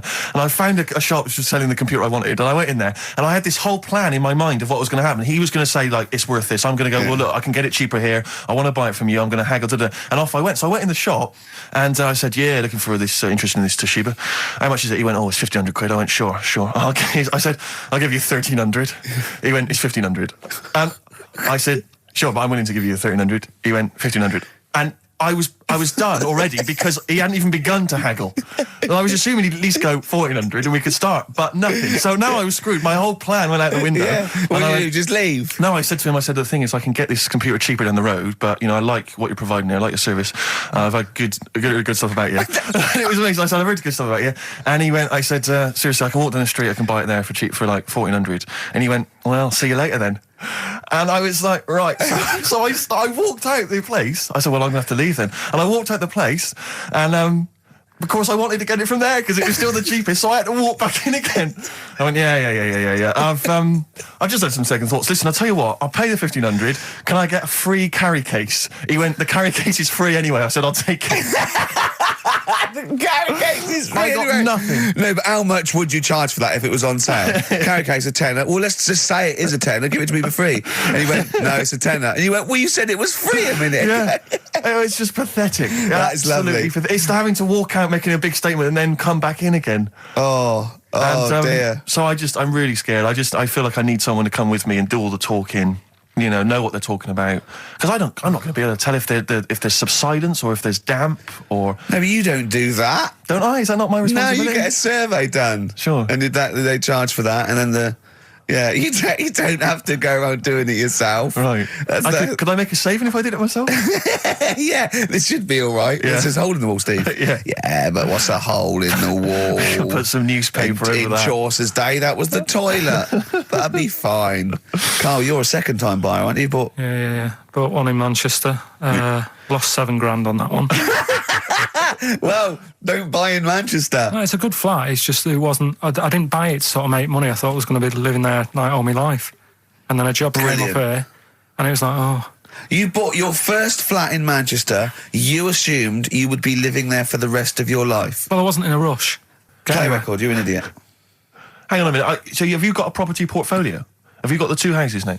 No, I've got rid of that one. Oh, you sold that one? Got this at flat. £7,000 Got loss. this flat. I'll tell you something that is interesting. Hold on, though. What? £7,000 lost. And it's a flat in Manchester, but it could only cost about £8,000 anyway. Right, Steve, something they do now, right, they've got to do by law when you're buying, right? I was looking at one in London, right? It's haunted. They've got to tell you now. Right, don't talk shit. I'm telling you Play now. a record. I'm telling you now. Yeah. There's no such thing as ghosts. That is ridiculous if that appears on a legal document. Right, if there's anyone who sells flats and does that for a living, right, email in, because I'm telling you now, that is a fact. She sort of dropped it in. I said, oh, nice feel here. And she said, yeah, well, that'll be the ghost. Just dropped it in, that's all they've got to do. And then I was like, what? And they went, oh, yeah. That's all I've got to do, is it? So that's the legal thing. Did you drop it in? So in court you go, did you drop it in? Yeah, I dropped it in. Play a record, you're an idiot. That's David Gray, and this year's Love, if you're in love. I hope it lasts. It's only January. What you got for us, I just thought we ought to maybe go through some of the emails. I mean, I don't want to query the calibre of some of the emails we get sent on this show, but Here's a typical one, Rick. Go on. There's no name, it's just from Glicko. That's his email address. It's just a question to you, Rick. Did I see you walking around Marylebone High Street last Sunday? Yes. Okay. Well, I don't know. Well, I mean- I was in Marylebone High Street last Sunday, yeah. Yeah, but did you see Glicko? I didn't see Glicks. I didn't see the Glickster. But All right, this is one from M. Ricky, what do you think of Richard Bacon's show? I can't decide if he's better than you. nor can I. Any thoughts? Nor can I. I can't help her out on that one. Sure. That's a really personal thing. She's got to dig deep. She's got to look at both of us. She's got to find out what she likes, and then whether I provide more of that than Baker's. I mean, you know, Baker Foyle's brilliant. Yeah. I'm not going to put myself up against him, so I can't help you. Next, Steve, next. Well, there's a lot of emails last week which were saying how much they enjoyed the Christmas specials. Thank you very much for that. That's very flattering of you. Cheers. There was also a couple. There was one that it was a guy. I'm sorry that I think I might have deleted it. But, I should have sent a reply because there was a guy from Canada saying if there any chance you're around in March, whether you could pop in and have a surprise birthday dinner for his wife. Oh, why don't you keep that? I know. Sorry Well, about I can't let it go now, can I, you idiot? So, Okay. I really apologise for that. Yeah. There's also, this is interesting, this is more for Karl, really. It seems unlikely. 'cause Is it Karl's- from a doctor saying you're an idiot? We've got plenty of those. I tend to delete them. They're just, Okay, all they're right, so yeah. common. Look at his face. No, it just says, don't like to complain, but I won the film competition about 5 or 6 weeks ago, and I haven't Ooh. received my prizes. Oh dear, that's all Karl has to do Well, that's on what I the was show. thinking. We provide the chat, the records, the light entertainment. I mean, the glamour. Strokes of comedy genius. All Karl has to do is send out the prizes and say there was a monkey that was a bank robber at 5 to 3. What's your Karl. excuse, Karl? Do you remember her winning? I've got all. What, are you calling her a liar? Well, I am because I don't remember ever seeing. Right, he's calling her a liar. So, Joanne Ogden, you're claiming, is just making this up. She sent this in on a whim, trying to fool us and get some cheap tat. Wow. I don't believe that. I don't believe anyone would lie to try and get Knowing Me, Knowing You on VHS. I really don't. Well, I'll look in the records because we keep all the details. So, do you know what I mean? Right. Well, one of you's in the wrong, and do you know what? Knowing you, Karl, I don't think it's Joanne. No. Has anyone else ever emailed in saying they haven't got the Loads of bag of times. crap? No, Loads they of haven't. times. They haven't. Well, Well, they yeah, have. but one mistake's one too far because that's one person. So you might send out 30, but that one person, that's the first time they've won a competition. They want the history of Wind narrated by Donald McIntyre on VHS. Yes. And Stephen King's It on Betamax. yeah. No, they sometimes they want the best of Primal Scream on a cassette. Exactly. So You've got to make sure you're sending these prizes out. Final email from Andy. He says the webcam is pointing at the ceiling. Is it because the air conditioning vent is more exciting than what happens on the show? Let's put that down I now. think that's I'm gonna absolutely do that right. now. Hold on, a minute. Now, just if someone is that good. People love the webcam. I don't know what they're interested in because all they get is a picture of Karl's big head. It's not as big. It's just round. Get it right. Yeah. Karl, I'd like you to play the next tune. I got sent a little cheeky primer for The Cure's Join the Dots. It's B-sides and rarities, lots of stuff from them, from all over the ages. And it's amazing how good their B-sides are. Here's one of them playing. Yeah. Cure. And that's called A Man Inside My Mouth, which was the B-side to Close to Me. There's nothing amusing about that, Rick. I don't know why you're laughing. Wow. It's called A Man Inside My Mouth. Yeah, I know. And that's fine. Yeah, it's like, the little man inside your head. Yeah. Man If inside a your man mouth. wants to be inside anyone's mouth, that's good. Good luck to him. Yes. What? There's nothing wrong with that. But I agree. Yeah. Karl, do you agree with that? What man in your head? What does that mean? Brilliant. Extraordinary. He Look at his doesn't even face. understand schoolboy carry-on innuendo. Amazing. I know the fact that the play on words is too far then. What does he mean on slightly erection? And what? What do you mean dumplings? Huh? You're a fan of The Simpsons. You know Yeah. that character in The Simpsons, the gap-toothed yokel? Yeah. If I look at Karl when he's Cletus. perplexed, Cletus. Yeah, yeah, It's very yeah. similar. It's the kind of cliche comic book thing of having a mouth wide open to suggest gormlessness. Oh. It's amazing. Or an accommodating come on. Yes, absolutely. Karl, that little man inside your head, it's what, people use it as your conscience, don't they? All right. Have you ever heard that before? No. No? No. No? Okay. I was, Rick, I was watching Moonraker It was on, I think it was last week. Yeah. I don't know how familiar you are with the James Bond films. I don't think I've ever watched a Bond film from beginning to end. Yeah. I've never watched one on DVD, and I've never gone to the cinema to watch one, and I'm not usually in on Easter Saturday. Exactly. Honestly. The thing about James Bond, when I was younger, I thought he was amazing. I just thought he was the ultimate cool, sophisticated hero. Do you know what I mean? My dream as a kid, like when I say kid, I mean a teenager, was to come home, which invariably he did. He'd come back to his hotel suite, he'd open the door, there'd be a trail of clothes, and he'd follow and he'd go into the bedroom, there'd be a beautiful woman in the bed, you know. You'd have said, clean up your clothes. What are you doing? You're messy. I'm going to get my mum to clean all this up now. Mum, she's got a bad back. There's a nudie lady in my bed. But and as I say, I used to think he was really cool and sophisticated, and it's only of late that I've sort of revisited these films, and I tell you what, it's his jokes. Oh, he is the most sense of humour. infuriating man ever. Absolutely. I mean, I don't know why people in the films consider him so. I mean, I think the reason that women in the films are always being seduced by him is because if you notice, they normally got English as a second language, right? So they don't understand. So when he's making those jokes, so they don't know when he goes, just keeping the British end up. Yeah, I'm just attempting re-entry. Yeah. If I was a British woman, she'd be going, what? Yeah, what are you talking don't about? say that. That sounds awful, and it's a terrible it's pun, so Roger. lewd. What am I? Yeah, what am I? Yeah, One where and they just laugh politely. They just laugh coquettishly and then, unzip their dress normally. Yeah. But some of the guys, there was one where he's being chased by a guy in a moped or something, and the guy plummets off a cliff and smashes through a van which is full of feathers, and he plummets to his death, and Bond just says, all those feathers, and he still couldn't fly. What are you talking about? What do you mean it's not a joke? It's just words. There's one where in Moonraker, he punches this guy, he's having a fight, he punches him through a plate glass window, and he lands on a piano, and Bond goes, play it again, Sam. What? And there's the one, I always remember there's the one in one of the early films where he throws a guy in the bath and electrocutes him by throwing in a thing, and then he goes absolutely shocking. But I'm just thinking, you just killed a man. I know. You're a psychopath. Yeah. And it's just so excruciating. If someone was doing those kind of jokes in the office, you would hate them. Do you know what I mean? You wouldn't want to talk to them. They'd be a bore. I know, yeah. Everything's a little one-liner. I know, and everything's a pun. Yeah. But I'll tell you what, he's a bloody good secret agent, Steve. That's true. So, they're not hired for their, wit and, stand-up ability. Exactly. So, there's swings and roundabouts. Yeah, I doubt Johnny Vegas could save the world. That's true enough, yeah. So, think on different people, different needs. Kings of Leon, California Waiting on XFM 104.9. Do you know what, Steve? We get emails and, we got our posters up around this show and people enjoy it. But I don't think we get the credit we deserve for picking the music. It's true. Because we're totally unplaylisted, and I don't know if people know about this, that mine and Steve's sort of first passion before comedy is probably music. We're really, we love playing each other sort of records and that. And maybe when we come back, we should do a show where there is no pressure to, like Karl doesn't press the buttons for us, pre-record it, where we just swap each other's sort of ideas for music. It'd be like the Ricky Gervais compilation tape.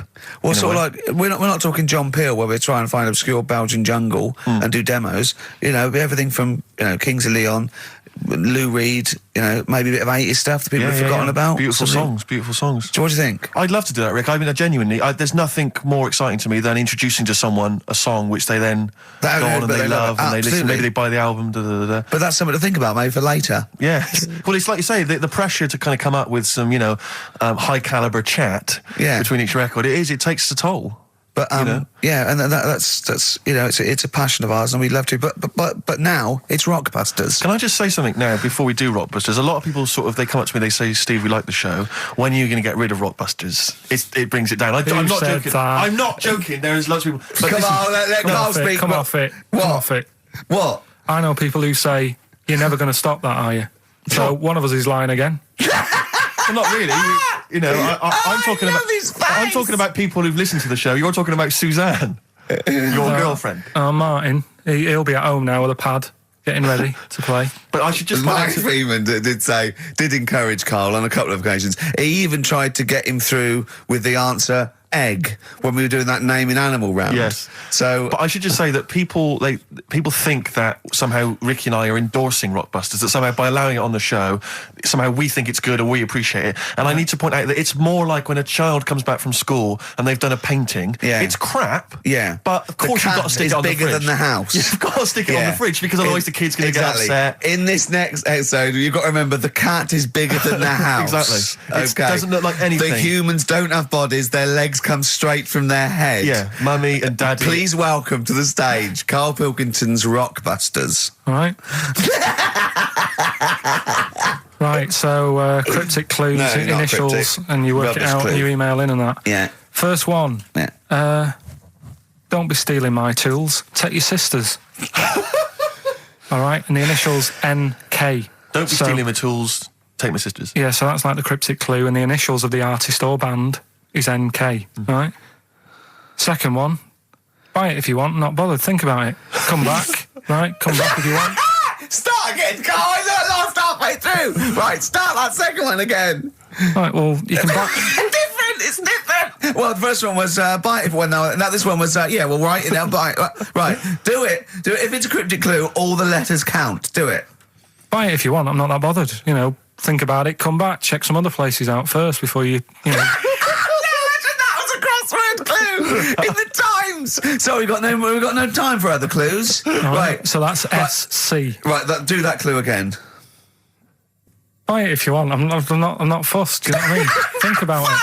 Fust is making an appearance. Fust wasn't there before. Do the clue again. Do the clue again. Initials SC for that one. Do the clue again. I don't want to do it again. You haven't finished it yet? I have. That's it. No, do the clue again. I can't do it again. Do the clue again. Buy it if you want. I'm not fussed. Right? Shop around. Come back. It's up to you. I'm not pushing you into anything. It's up to you. Wasn't there? SC for that one, right? And the final one. That's good. I can play 10-pin bowling again. Okay, and what's the clue? Christ. That's O for that one. Oh. All right, so they're the Okay, three now I things. assume that I'm not going to bother to look, but I assume there's a jiffy bag of taps which people can win. All right, well, great, good luck. Ricky.gervais at xfm.co.uk is the email Play a address. record. Thorns. No, buy it if you want. I'm not fussing. Come back, have a look around. I'm open Wednesdays, by the way. Shut up, for. See you later. The Thorns and No Blue Sky, off their album of last year, which is probably my favourite album of the year. I've started getting into that sort of like music, more serious thing in case we do it. I mean, I don't know, from that comment, maybe we should do some preparation. Pre-record it. Yeah. So we can sort of like cut all the ums and ahs and Like that me sentence there. sort of like eating a sandwich while it's on, singing along, tapping a little bit. Yeah.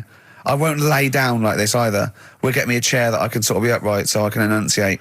You weren't in there, were you, when Karl was singing along to Oliver's Army? No. It was a joy. Checkpoint Charlie. Oliver's Army. Nothing. No idea. Oh, bless him. No, it was Rockbusters, sweet. well on the way. Any right answers yet, Karl? I'll just check. Let me see. We got one email. One email? No. No, because they probably don't make sense. Yeah, no responses whatsoever. There's some on the text and that. Really? 83 XFM if you want to do it on the old text. Speak up, Karl. can do it on- We're on the radio. Steve, no, we're on the radio. Yeah, we're live. Just letting you know, do it on the text if you want. Send it in on the text. And what? Well, what is it? Say it. 83 XFM. Right. Right? What's the email address again? Ricky.gervais at xfm.co.uk. Are you tired today, Karl? Are you just bored or? No, I'm all right. I'm good. Yeah? Yeah. Steve? Yeah, well, no, I just wanted to mention to you, I went to a pub near my house recently. I found out that there was a pool hall. You could join like a pool club there. And I love pool. I like to think of myself as looking a little bit like Paul Newman in The Hustler when I'm shooting pool. Yeah. And I went down there and I went with my flatmate, and it's quite a seedy pub in many respects. There's a lot of weird people in there, like alcoholics. And Why did they go there? Strange, isn't it? Weird, isn't it? Yeah, go on. And very, very odd people. And so he was a little bit nervous, and he said, I'm a bit worried, because there's a lot of kind of, there's people from the estate, the nearby council estate, Yeah. For want of a better word, scum, And so he's a bit edgy. And bizarrely, because I so wanted to play pool, I said to him, he went, I'm a bit scared about going in. I went, don't worry, you're with me. Yeah. I don't know what I was thinking. I don't know what that means. They're going to think, oh, wait a minute, the 6-foot guy with the lanky guy with the glasses. We're not going to mess with him. You go there, they take your glasses off and you go, I've lost. Exactly. That's it, I'm out of here. This is why I've never got into a fight, because if my glasses are gone, I'm screwed. That's the first thing you do. You really are short-sighted, aren't you? I'd be absolutely done for. And are you nervous are you sort of like nervous without them? You know, whenever you see like a kind of action film or whatever, or maybe like a horror film, the nerd loses glasses and he's scrabbling around on the floor whilst the kid coming behind him. That's me. Really? Yeah, done for. Absolutely done for. What did you do when you were at school, when you had to play tennis or football or rugby or something? Kept him on. That's dangerous, Well, isn't of course it is. That's why I was never, as good at rugby as I probably could have been. Because of course you can. How can you play rugby with glasses on? I'm in the scrum going, careful! Your boots! Hello! Yeah. Never mind me nads. Exactly. Watch my glasses. But, so I went in there, because I used to do judo when I was very young. Well, that's impossible. But this is ludicrous. That must get falling off. Oh, of course. What about gaffer tape? Just sort of like round. Yeah. Well, I bought something like a kind of a sports strap to keep them on, and it just pushed them right into my eyes. I could barely see. I was almost blinded. But I swear, when I used to go to judo, I'm sure that the other kids were being taught, right, just knock Steve's glasses off. Knock his glasses off, you can get him. Dear. And so I'm always a bit edgy about fights, but for some reason I felt super confident going in there. I swaggered in and into the pool hall, and it's one of those places you've got to sort of knock. It's like a speakeasy. You've got to knock, and they open the door and you come in. Yeah. And I'm in there, and my flatmate's one of those things you slide like a little letterbox. They slide over. You knock. You open it up. You put your face there. You just knocked your glasses off. Exactly.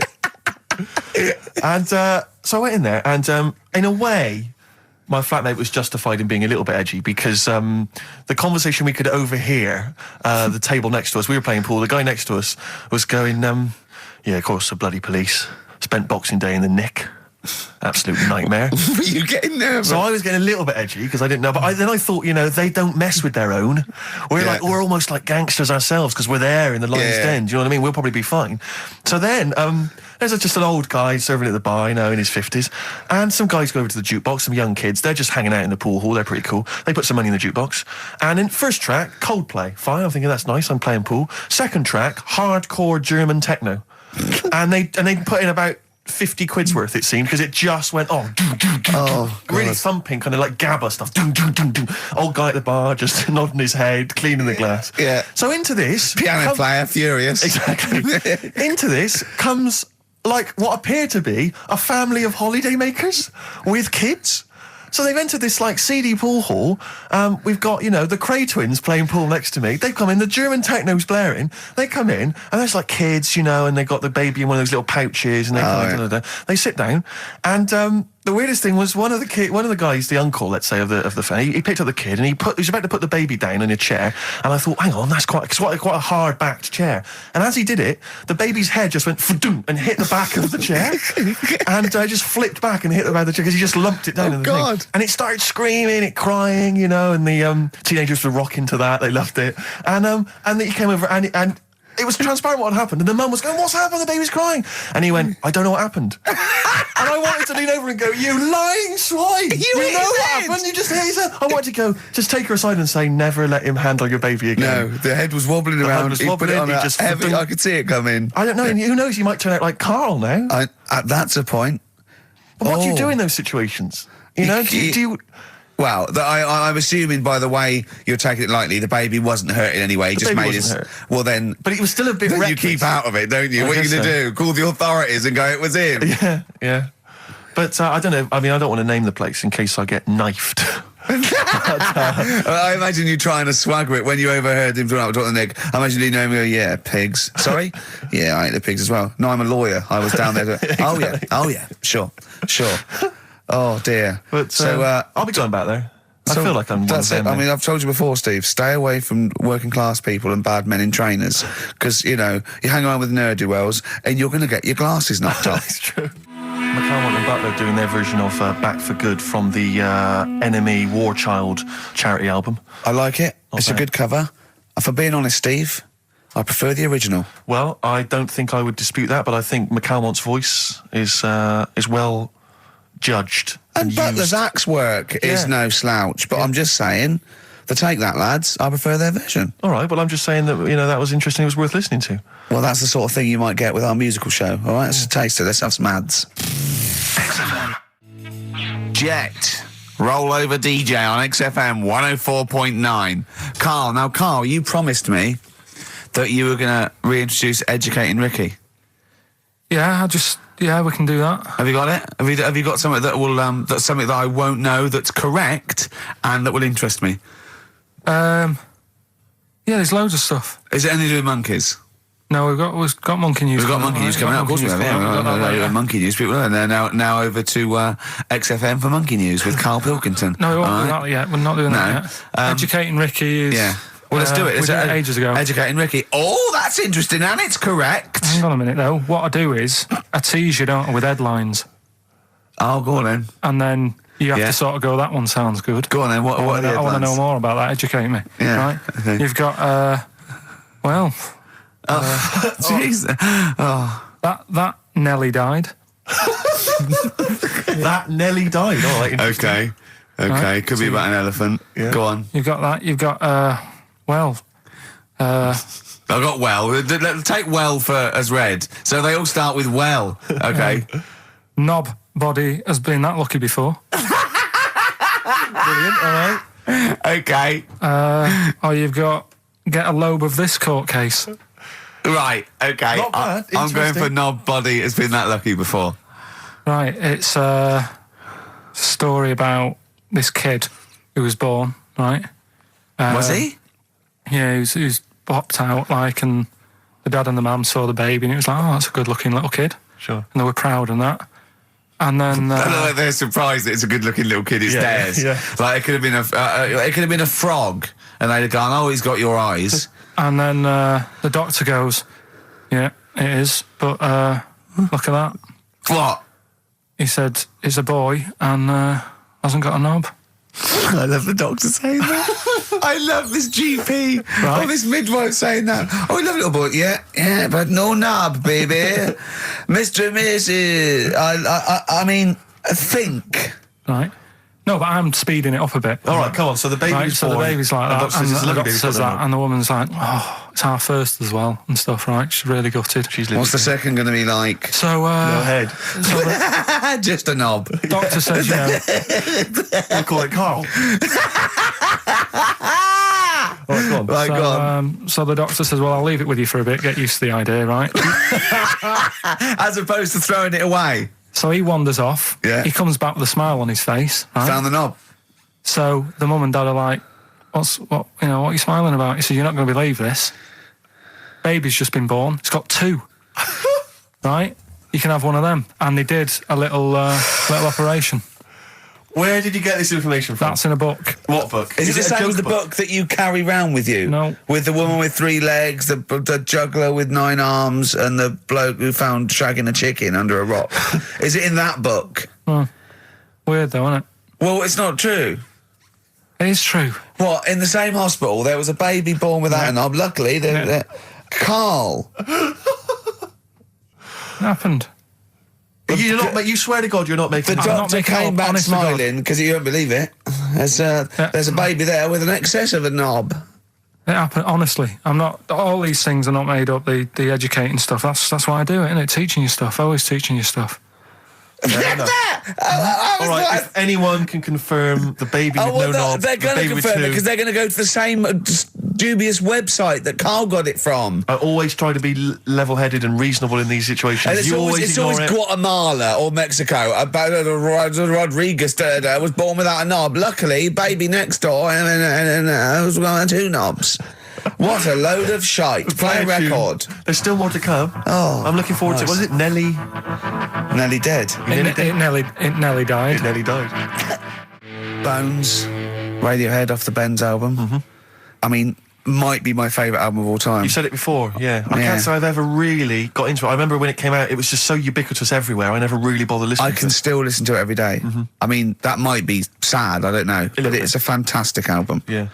On XFM 104.9, just practicing for when we Talk about music. talk more about music than maybe monkeys and people born without knobs, baby. Karl, any other thoughts? Well, I'm not not going to tell you any more educating stuff yet. You're going to tease me with that, are you? Leave you with it Nelly died and get a load of this court case, right? But I want you thinking about... Yeah, thinking about it, yeah, just getting my juices ready. Think about that. Yeah, like an aperitif, yeah, sure. But I've just educated you. Yeah. Right? And I watched The Office Christmas stuff on last Sunday. Do you enjoy it? I think it was good. Good. I think it was good. Thank you very much. It was up there with one of my favourites. The second one was good. Yeah, okay. Your second one, there's more the paybacks in the second one. The first one's more set up. Yeah. So, I'd have thought people would like the second one more. Yeah. So that's nice. That's a nice critique. Thank you, Karl. But there was something in it you did about cavemen. Cavemen? You said something about... it was a fact about caveman, and you sort of only half did it. You didn't give the full information, like... What? Like I do in that. You just... Where was it? What bit was it? It was the bit when you were talking about getting a woman, I think, or you were talking about breasts or... Oh, the one when I said the reason women have cleavage is it reminds men of buttocks because when we were cavemen we used to do you from behind. Yeah. Yeah, at the blind date, yeah. Is that a joke or...? Well, I was hoping it was funny. We would... Oh, you mean... no, I don't know. Yeah, I think I did... I think cleavage is meant to represent, in a sort of Desmond Morris pop sort of anthropology type way. I think I've seen that before, that cleavage represents buttocks. And I imagine, cavemen probably did do it from behind. I don't know what you want to know, Karl, really. It's in a sitcom. It wasn't a documentary. It looked like one. Yeah. Brilliantly directed to look like one, I'll give you that. No, but what you're saying, so blokes like... Yeah, I think cleavage is represented like buttocks because obviously buttocks were much more of a sexual organ, evolutionarily speaking. Breasts were to actually bring up, to suckle young, but and were a sign of sexual maturity, so you're ready to mate. But whereas... Karl, I'm not an anthropologist, mate. I'm struggling here. What do you need to know? But yeah, I imagine that the cleavage reminds you of an arse. Right, well, if it's all about arse, why don't gays like a little bit of tit? No, do you know what I mean? You've done me! So the question put to us today on XFM 104.9, please call me that, is if it's all about arse, then why don't gays like a little bit of tit? I was worried if it's all about arse, why don't gays like tit? If it's all about arse, why don't gays like tits? Just call in with your... Thanks very much for tuning in. This is in children's TV. If it's all about arse, why don't gays like tit? It's soon been an hour and a quarter before we got round to gays, so it's good to see they've made an appearance. If it's all about arse, why don't gays like a bit of tit? Is the question. What a brilliant question. Well, if you're an anthropologist or a psychologist, a doctor, a gay, please call in. If it's all about arse, this is the question. I'm not convinced by this whole... cleavage looks like an arse. That's no, not Steve. Nor am I. It's a bit of mock anthropology. I didn't think it would be under scrutiny. I think it's more likely that the reason men find cleavage attractive is because they know there's a lovely pair of Bristols down there. Yeah, so they look at cleavage. They go, here we are. If that's what's on show, exactly. Imagine what's down below. If that's in the front window, right? Yeah, what's she got to go in the shop? Oh dear. The Coral, Bill Mackay on XFM 104.9. If it's all about arses, Steve, why don't gays like a bit of tit? I think there might be a lecture on that at the Royal Institute tonight. I'm not sure. Stephen Hawking. Yeah, I think he's given a lecture. Brilliant. Tell you something else though. That's about caveman and that. Yeah. Right. Not really. Go on. Do you know? I love the idea of a little gay fella. He's pulled a bird. All he's done is focused on the cleavage, and he's gone, that's a lovely arse. Right? He's got a bat. Right, pulls the dress down. No! Where's the arse? I've been gone. There's boobs. Boobs. I hate. They're my worst. No. Right. Sorry, Karl. Cavemen and that. Yeah. Back to it. Doesn't drop a beat, does he? Do you know, like when you get a bit scared, and the hairs on your back and that sort of go up? Well, I haven't got a particularly hairy back, but go on. No, but on your neck or whatever, yeah. On your head. Do you know... Not in your case, but sure. Do you know where that comes from? Do you know why that happens? Why it happens? Yeah. To look more fierce. Yeah. Probably residue of like the erectile tissue would would make you look apes, and that would make you look slightly bigger, your outline bigger. Is that the answer? Yeah, just cavemen in front of dinosaurs and that. They sort of went, oh. And then... Well, it wasn't cavemen in front of dinosaurs, was it? Cavemen weren't alive when dinosaurs were alive. There was a couple knocking about. Right, okay, fair enough. There was a crossover point, surely. Not dinosaurs like you're thinking 15 of. million. Was the probably the Ice Age. There were still big reptiles. I think it's fairly common knowledge that the dinosaurs did not exist. Well, who gave the dinosaurs the name? Well, no. Well, no. Who gave the dinosaurs the names? He's using cavemen as any genus of Homo. Right. I know he's thinking of the Flintstones, but I'm giving him like an instep into evolution here. But I should just point out, cavemen didn't have cars which they motored by running along the street, and they didn't mix cement in Pelicans. You're aware of that? Right. Go on, Karl. Should we have the Rockbusters answers? We've got to get that out of the way. I'd love to. Number one was, don't be stealing my tools. Take your sisters. The initials were NK.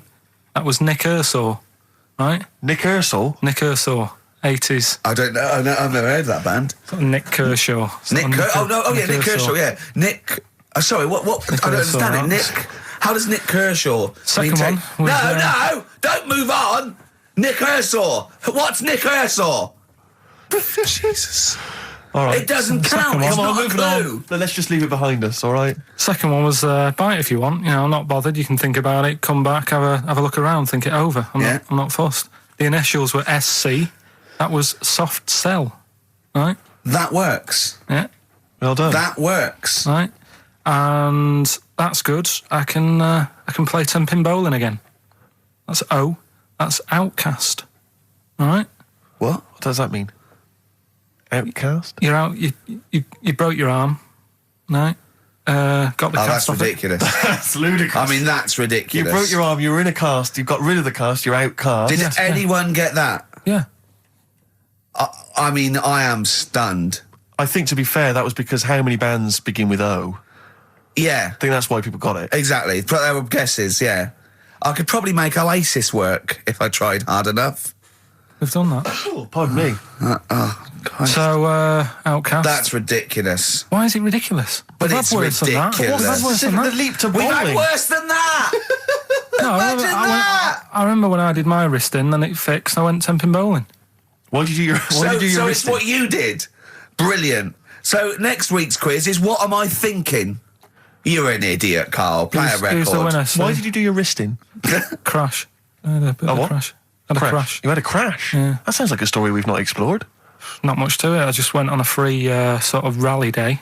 Got in this car. I'd been working all night, right? So I wasn't the best condition to be whizzing around a track in a car. Sure. Like a Formula 1 type car. Yeah. Spun out of control, hit some mud, smashed it all in, wrote it off, and I didn't realise I'd done a load of damage until... Well, you landed on your head, but you were fine. Yeah. Who's the winner? Mike Godliman.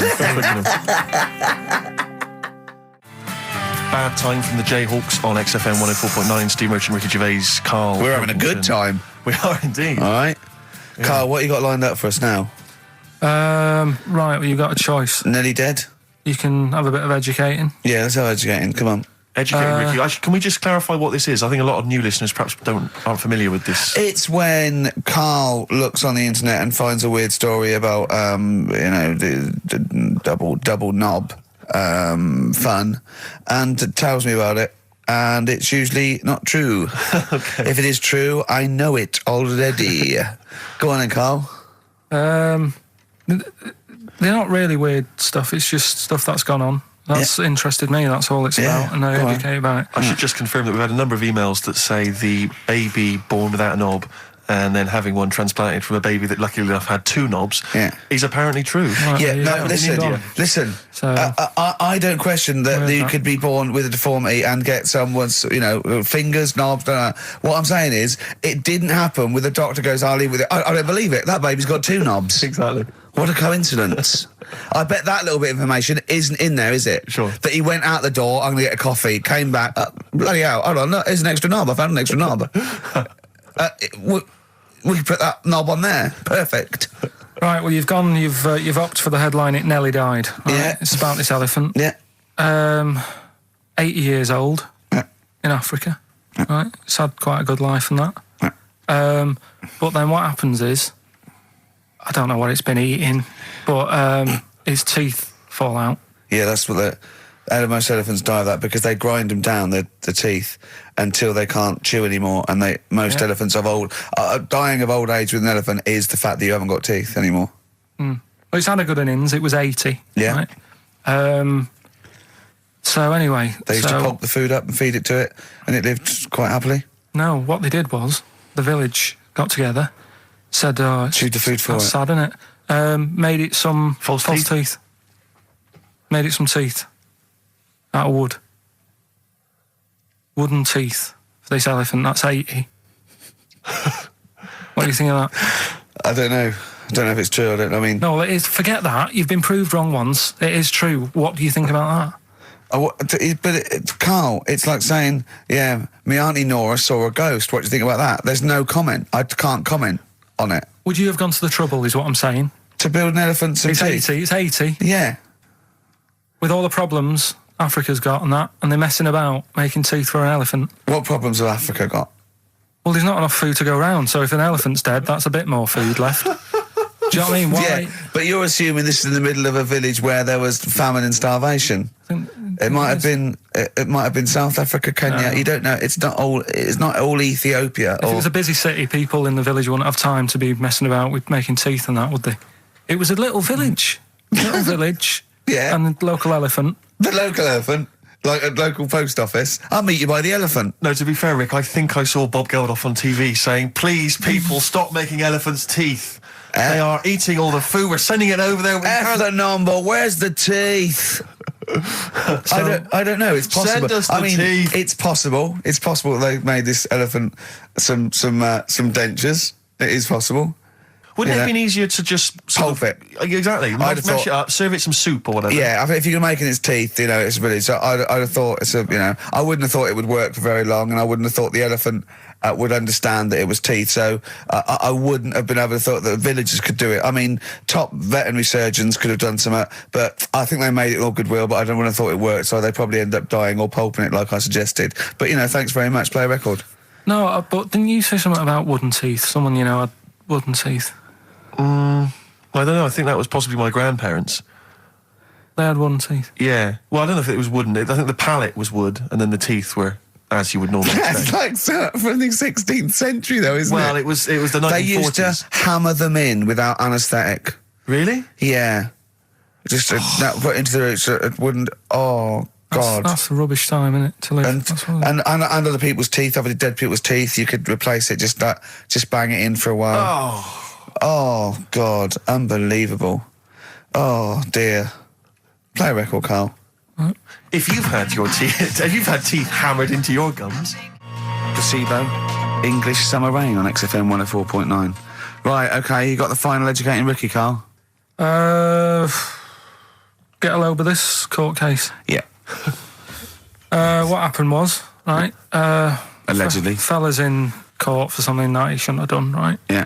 You got all the detail then at your fingertips. And the jury says he's guilty, right? And the judge went, what? He's not guilty. Off you go then, right? He misheard it. They couldn't do anything about it because once the judge has sort of said, you're not guilty, off you go. Off you go, you can go home. And the jury were like, what are you doing? We said he's guilty. And he's like... What do you think of the Thorns album? I'm quite a big fan, Rick. Yeah, I like that sort of alt country sound. I think I it's, know. I like that compilation you made me. That was that sort of thing. really good. The Jayhawks, thanks for that, by the way. There was the Yes, hanging one, wasn't there? There was the hanging one that happened. Are you still here? What bands have you been checking out recently? Any new things? Just exploring all kinds of stuff. Obviously, I like dipping back into the old stuff. I'll tell you I've been appreciating a lot recently, Rick. Billy Bragg. Oh, brilliant, yeah. Great guy. Isn't he playing He's playing soon? in March, yeah. You might want to try and You heard check about him out. the hanging one when What's this the called? fella was... Sorry, mate, go on. When the fella was hung. Well And, on. He was hung and Sorry, what's ung? He was hung by a rope. So isn't that no? I think it wasn't he a Chinese emperor and wasn't he ung? Yeah.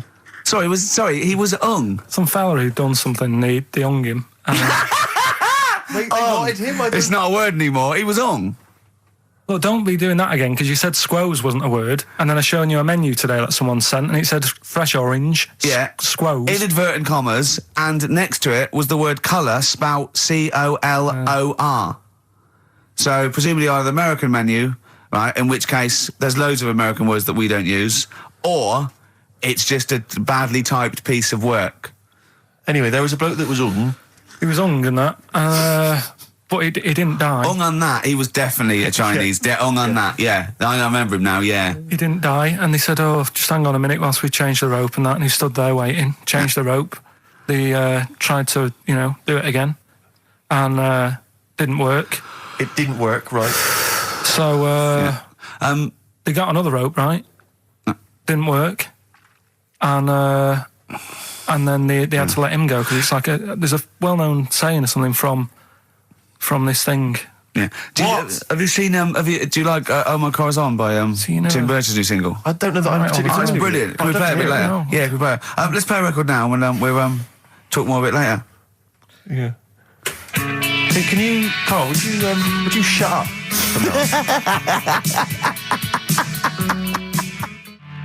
Oh My Car Is On, Tim Burgess, brilliant, XFM 104.9. Right, well, we're running out of time here. Yeah. We had Karl in a little film, but I think we've only got time for Monkey News, Yeah. What are you thinking, Karl? Yeah, if you want to do that. Yeah, let's do Monkey News. All right. Play the jingle. Oh, chimpanzee that Monkey News. Right, there's this monkey, right? Oh, yeah. I think his name was number 6 or number 7 or something, right? In this lab, right? Yeah. And anyway, it's in there with the rabbits and little mice and stuff like that. And The rabbit smoking. the nurse, right? The nurse, not the nurse, the woman who works in the lab. What would you call her? Is it a nurse? Depends. What depends what her job was. If she was a lab assistant, you call her a lab assistant. All right. I mean, they probably call her by her name. All right, lab assistant, right? Kirsty. So she's, I think it's probably Kirsty. Right, Kirsty Morris. well, she's in there, right? Yeah. And she don't work with many people and that. She's mainly on her own with, just putting lipstick on rabbits and stuff like that, right? Chimpanzee it? So, Chimpanzee. He's putting on lipstick chimpanzee because he's got hairy legs. He gets pally, right, with this woman. Yeah. Because, he gets to a point when she sees him every day. That's the way he sort of tries to string out like it's a narrative love story. Did the chimp put its hand out and grabbed her, and then you thinking that he made a move on her? So Right, come on, he's let him allowed tell the out. He's story. allowed out. Oh, the it's not a cage. story, is it? He's allowed out the cage and what have you every day. So he's wandering about, and as time goes on, he's watching what she's doing more and more. Right. So he notices like the code on the door. Right. Because whatever 247 or whatever. Yeah. He goes, right, I've clocked that. I've got that. I'll remember that. Right. And then he goes, right, there's a lot of Definitely lipstick and that knocking about, a lot of makeup. Right, okay. No, there's no way. Finish. No, because So- Steve, you know what's going to happen. Let him finish. I know what's going to happen. So he's there. It's ridiculous. And he's going, well, if it's there, you know what I mean? So while she's messing about with the rabbit, he gets there, he's in front of the mirror, putting a little bit of lippy on. Right? You are no! I can't. It's gone too far. little bit of, No, it's gone too far, Steve. Right, Your mic's off, Rick. He's finishing Right. the story. So- Turn mine off as well. It's gone too far. Turn him off. Just let him finish. Right, so the thing is, right, it's this monkey wandering about.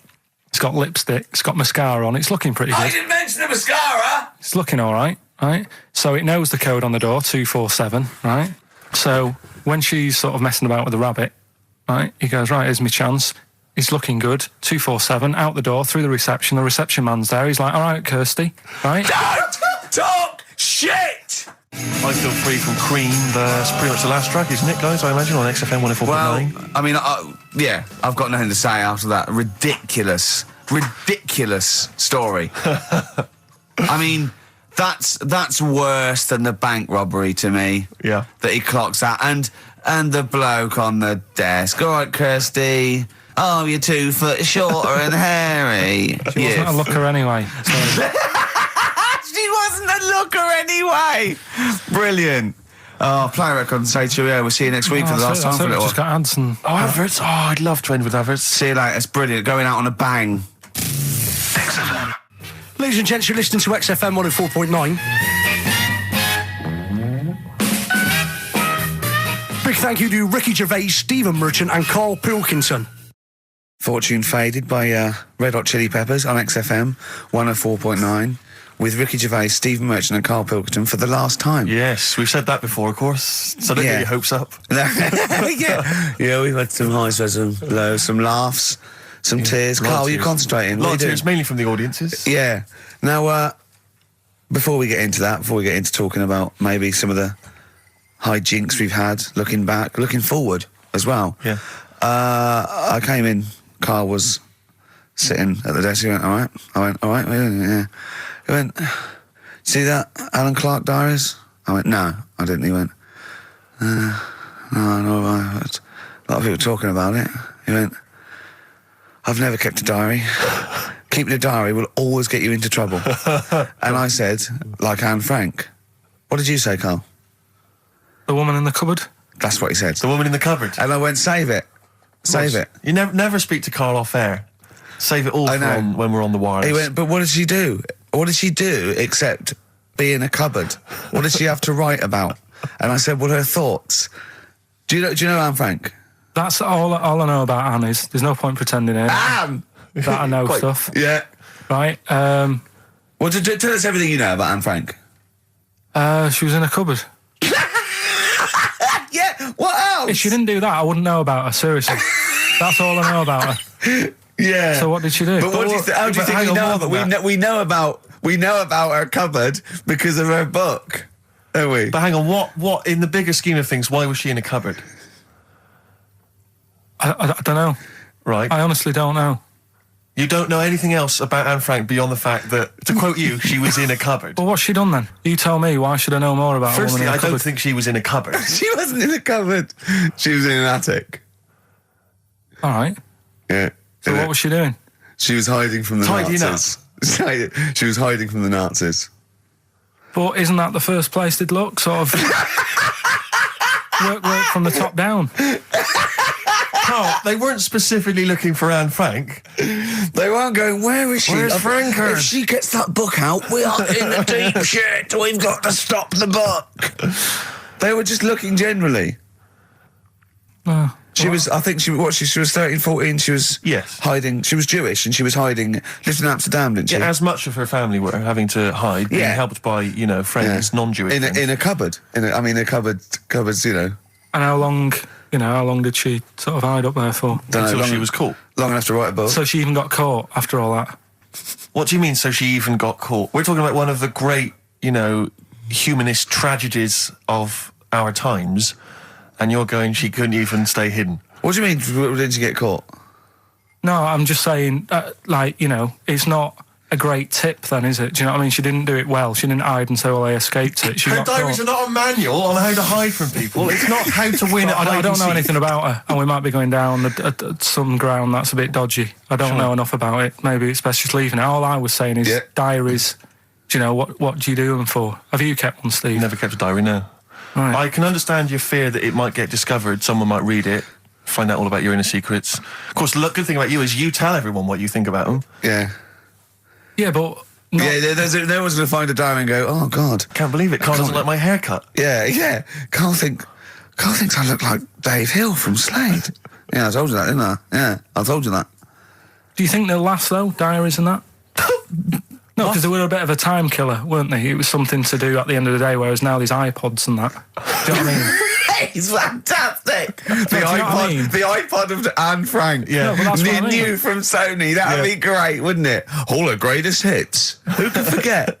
Oh, well, dear. Leave that then. I didn't know it was that deep. I thought it was just like a, You thought it was like, didn't you? Adrian Mole type thing. Yeah, what are we doing?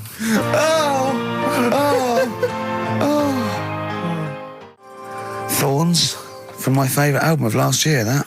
And I can't remember. We'll be doing a bit of that, playing some of our favourite songs.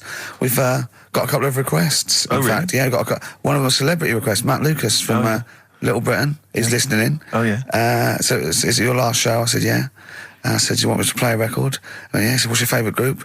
Guess Matt Lucas's favourite group. Now, remember, him and David are the new darlings of comedy. Yeah. They're cool, they're trendy, everyone loves Little Britain. They're comedy geniuses, they're only going to get bigger. What's his favourite group of all time? That is tricky. Level 42. No. Carl, have a guess. Well, it's going to be something weird, isn't it, if you're saying this? Well, So, how old's the band? they're probably about as old as him. How old's he? No. Oh, Carl, have a guess. ABBA. No, it's, why'd you say ABBA? They're good, aren't they? No, it's the Proclaimers. The Proclaimers? Yeah. Really? Yeah. And I know he's listening, but, you know. I mean, there's nothing wrong with the Proclaimers. I just can't imagine anyone getting that excited about them. I bet that's why he likes you. Because you hang out with him, don't you? I do hang out with him. He thinks I he's... suppose I like it, yeah. It's like the closest thing he Yeah. can... He knows one of the Proclaimers. Wait till he meets my twin brother. Yeah, yeah, he's going to have a field day, He isn't won't he? believe it. Yeah. So I was honest. I said, I can't play the Proclaimers, but we're playing another... Where did they come? Because I don't really remember the Proclaimers particularly from when I was younger. Well, let me give you a little blast. I give a little, but in two-part harmony. Of course. That was the main They were thing. very popular for a while, weren't they? I think they had sort of 3 big hits in Yeah. sort of about 1980. When was it? Yeah. Oh, I forget. 80s. Scottish. They did sing in Scottish accents, which I thought was quite refreshing. They didn't Yeah. do the fake American thing. No, that was good. Yeah. But again, I just can't imagine sort of being in that. When would I be in the mood to put on a Proclaimers record? When you've run out of Crankies stuff, I suppose. I guess so, yeah. If you've played all your Crankies records, Yeah, there's, yeah, and the you know, Muppets album. Yeah, pop on the Proclaimers. Now, we were talking before the break about Anne Frank in her cupboard. Yes. Now, I'm still a little bit concerned that Carl's not quite got his head around Anne Frank's diary. Yeah. It's not like a children's book. It's not like The Lion, Anne Frank and the Wardrobe. no, Doesn't go no. into a fantasy land when she goes into the attic. I'm just glad that old Mother Hubbard didn't help the Nazis. Sure. Because that's the first place she'd have looked. Yeah. Isn't it? The Nazis go, we've got old Mother Hubbard. She thinks she knows where she is. Yeah. She'd have gone straight there. I think with Hubbard, it's like, if I just briefly, you mentioned Hubbard.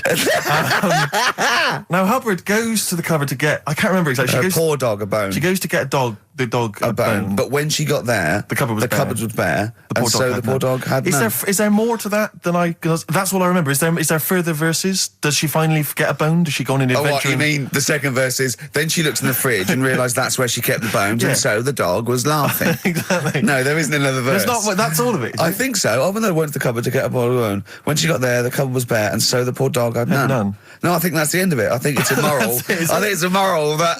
What's the moral? Well, if you got a dog, keep some bones in the cupboard. Yeah. Right. Because I always, even as a kid, I remember thinking that it's quite a tragic sort of picture they paint. I imagine maybe she's It's lost her... short, isn't it? It is very short. It's over, pithy. isn't it? It's that's amazing. But I always wondered whether perhaps she's had a nervous breakdown. Maybe her husband's died recently. She's just not got any food She in. doesn't know- she's just she doesn't looking really in the know what's cupboard. going on. The dog's yapping away. Eventually she kind of wakes out of this kind of depressed stupor. She goes to the cupboard. There's nothing there. It's just a really depressing, morbid sort of tale. I don't know if maybe it's originated from something in history. I know that Jack and Jill went up the hill and they fell down again later. That's a story about illicit lovers. That was apparently based on that. And obviously Ring a Ring of Roses. It dates Plague. back to plague times, so I don't Yeah. know about Hubbard. Humpty Was. Dumpty, not so sure about this. Well, this is something I remember as a kid thinking, at what point was it decided that Humpty Dumpty was a giant Eggman? I don't know Because there's It's not nothing in the mentioned actual rhyme. There's no actually, it's not Humpty Dumpty, It's not the I don't Eggman's understand at all. animal. I don't know. My concern is more his parents were a little bit cruel, because if you are Called the Dumpty. Dumpties Yeah. of, say, Surrey, Yeah. don't call your firstborn Humpty. Yeah. Because straight away it's going to be embarrassing for him Yeah. at school, isn't it? Yeah. I don't know I'm just saying, I'm trying to go all the girls. Is that it as well? That's all of it. Oh, and God. also, I don't mean to be pedantic, because I know it's a children's Is it nursery like rhyme. an Edward Lear thing, or that's before could that? be. Is it? But I don't mean to be pedantic again, but if you've got a giant Eggman and he's fallen into bits, Yeah. all the king's men, fine, they're there, they can piece that together Yeah. again. Don't send horses in. No, because that's just a whole eggy, horsey mess. Enough. Exactly. They're going to make it worse. They're just going to be standing They are on going to it. make it worse. It's not a great They're idea. standing on it. Get the horse out of the way. No, he's definitely not. But again, maybe I'm sure some of the, the mental It was probably. people... It was. If it was, is it pre-Lewis Carroll or? If it's Lewis Carroll, it just came with the illustration. I guess that so. He gave it to someone to illustrate. I go, illustrate, I'm dumped. He goes, we've made him an egg. Yeah, a sort of egg with eyes and a face. Yeah. I suppose because the moral of that is if you're fragile, if you're an enormous egg, Mr. don't sit on a wall. Dumpty, get down from the wall, I'll be fine. Yeah. Because I'll tell you what, there'll be no Accident medical... waiting to happen, Yeah. frankly. I don't know, Carl, what was your favourite nursery rhyme when you were growing up? Didn't really do that much reading as a kid. Are you joking? You surprised me. Are you joking? What's the one with loads of people in a bed? What's that one? Oh, there was one in the bed and the little one said roll over. Yeah. No, because that's not really even got a story to it, is it? That's But just... hold on though, I'll stop you there. It doesn't even say people. It says there was 10 in the bed and the little one, little what? They could be anything. I don't know what they are. Roll over, and they all rolled over and one fell out. There was 9 in the bed and the little one said roll over Now, again. where is the little one in the bed? I don't know, but worse than that, what has he got over the other 9? That he can demand they roll out the bed. And why is no one getting back in? Yeah, they're just lying on the floor. We're here now. Yeah. I don't know. But how does that end as well? Where's that going? It goes on, there was one in the bed, and the little one said, again, he just says, presumably he's telling himself to roll over. Yeah. There was one in the bed, and there was a roll over. So he rolled over, and one fell out. That's him. That's him. There was none in the bed, and the little one said, roll over. So now he's calling the shots, presumably laying on lying the pile there. of other... They're just still rolling around. I don't know, Carl. We've got to look into this. If anyone knows why Dumpty was an egg, if Hubbard eventually found a dog a bone, and what was the little one doing? What did the little one think he was doing, for God's sake? When I saw my dad last year, he was telling me about a fella who's got some clothes you can see through.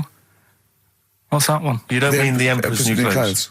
Yeah, what's that one about? Well, that's a genuinely good little parable, that. Yeah, because it's now used for people who are scared to sort of slag something off because it's sort of like really cool and they don't want to be the one that shouts it, and then one person goes, hold on, Very, I've very seen briefly, through this. Carl, very briefly, the king wants some new clothes, right? He's the king. He goes, who's going to make me some new clothes? Various people come to me and says, I don't like that, it's not interesting enough. One guy, who's just a bit of a con artist, he comes along, he goes, I've made you this magic suit, look, and it's nothing. It's he goes, invisible. put it on. The king puts on nothing, because there is nothing, but thinks there's something, because, he wants to buy into it and everything. And he goes, it's the finest stitching. He goes, look at it, can you see it?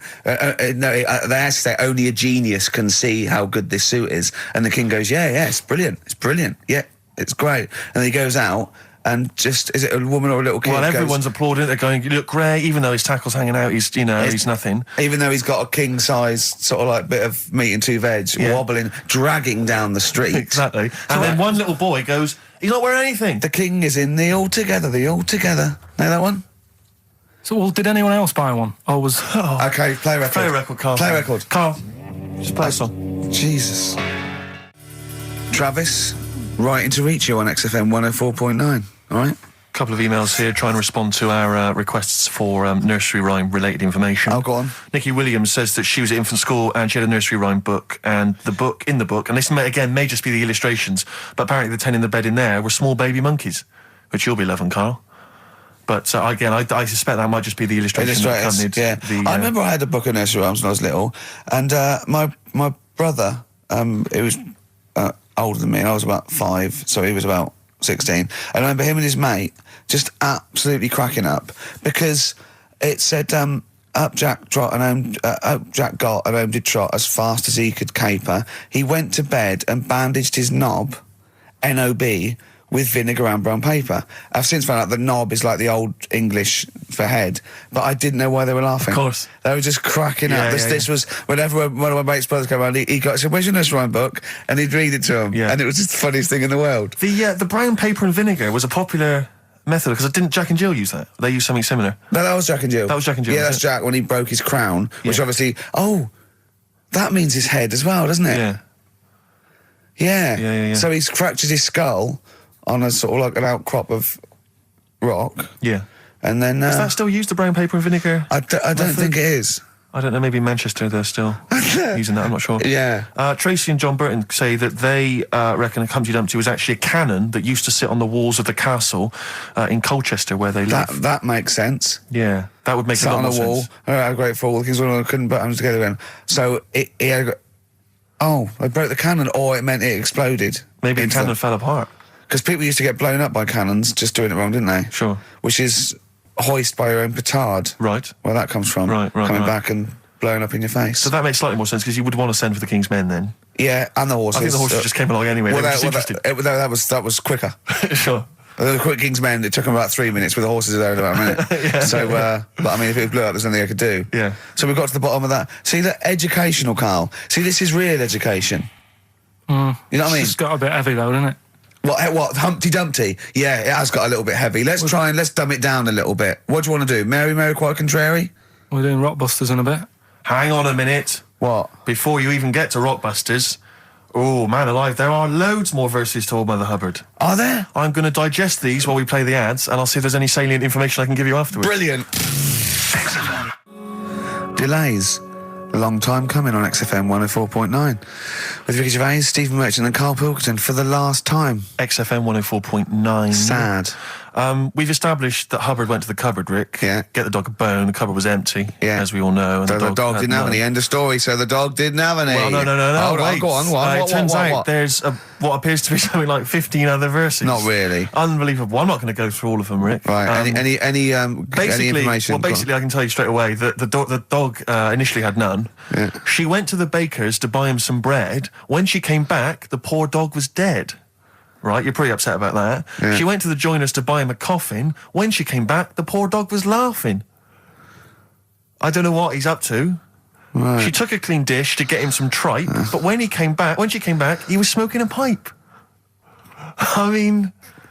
So the dog was winding her up then at the beginning, being dead. I mean, he's pushing his luck, But- especially if she's already depressed. But do you know, if I was that dog, right, and I live with Old Mother Hubbard, right, all that faffing around, I'd be going, I know there's no bones in the cupboard. Exactly. Right? What do you mean you're going to get me some bread? I'm a dog. Yeah. I'm not interested in bread.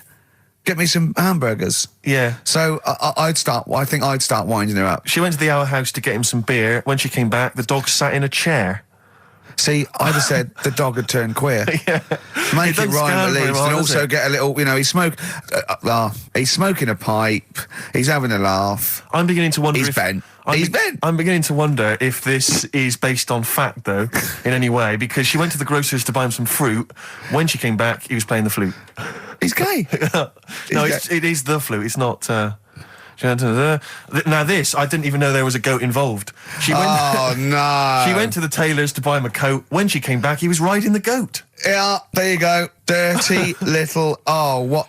She went to the hatter's to buy him a hat. When she came back, he was feeding the cat. I mean... I can't believe it. So I'm thinking the pipe's a crack pipe. Hang on a minute. I think the gay thing's beginning to stand up. Go on. She went to the barber's to buy him a wig. When she came back... He was having a frig.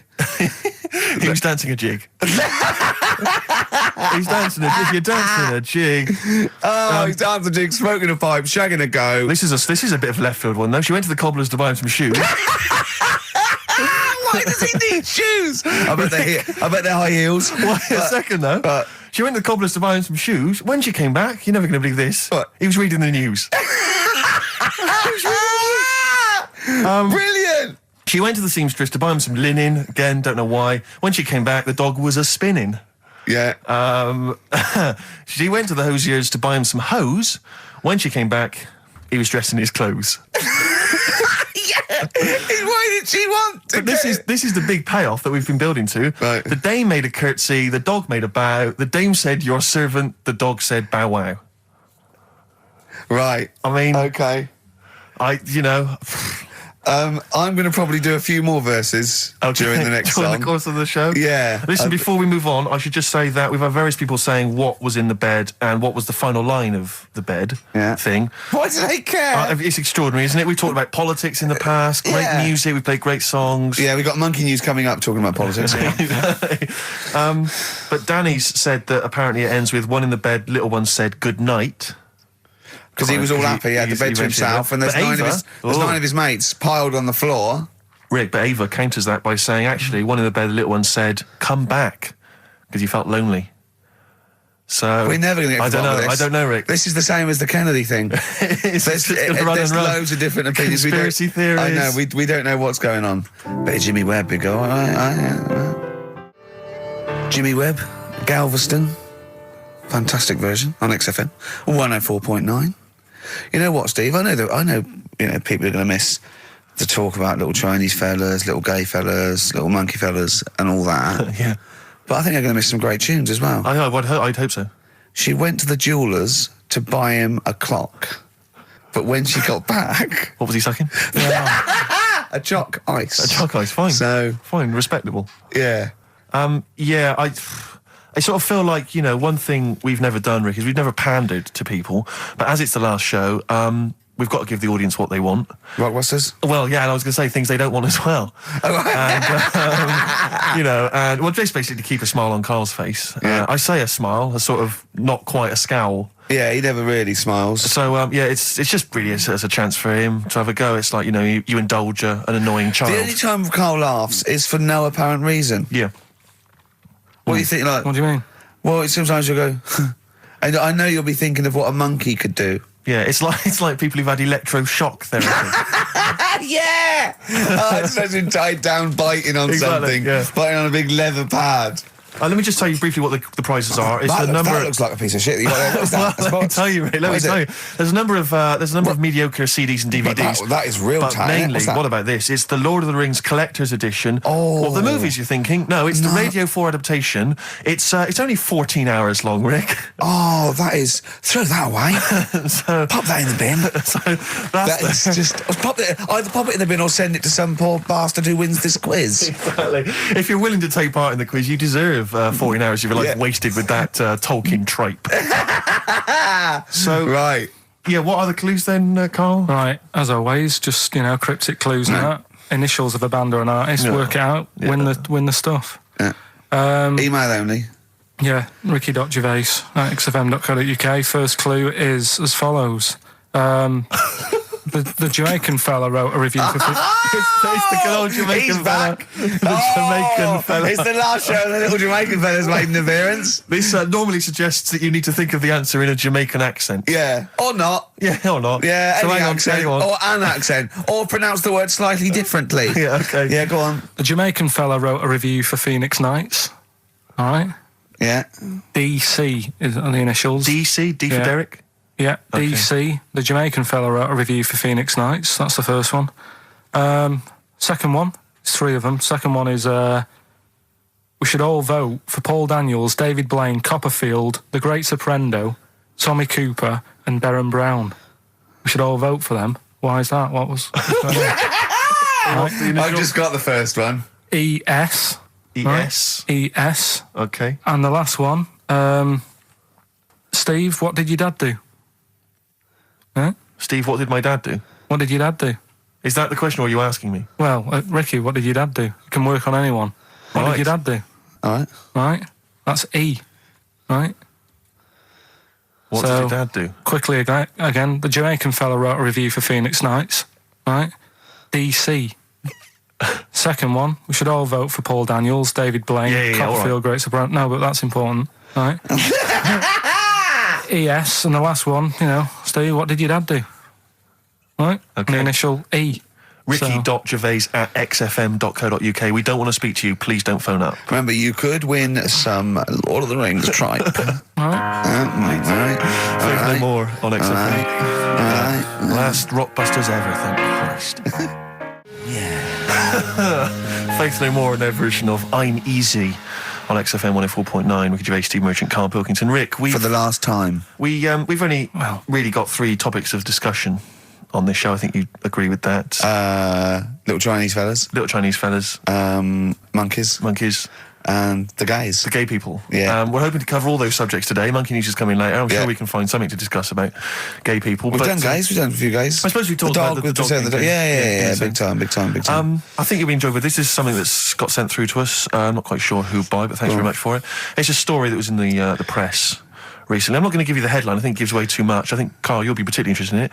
A farmer in eastern China Here we go. Basically, he paid £1,300, or the Chinese equivalent, to marry a woman.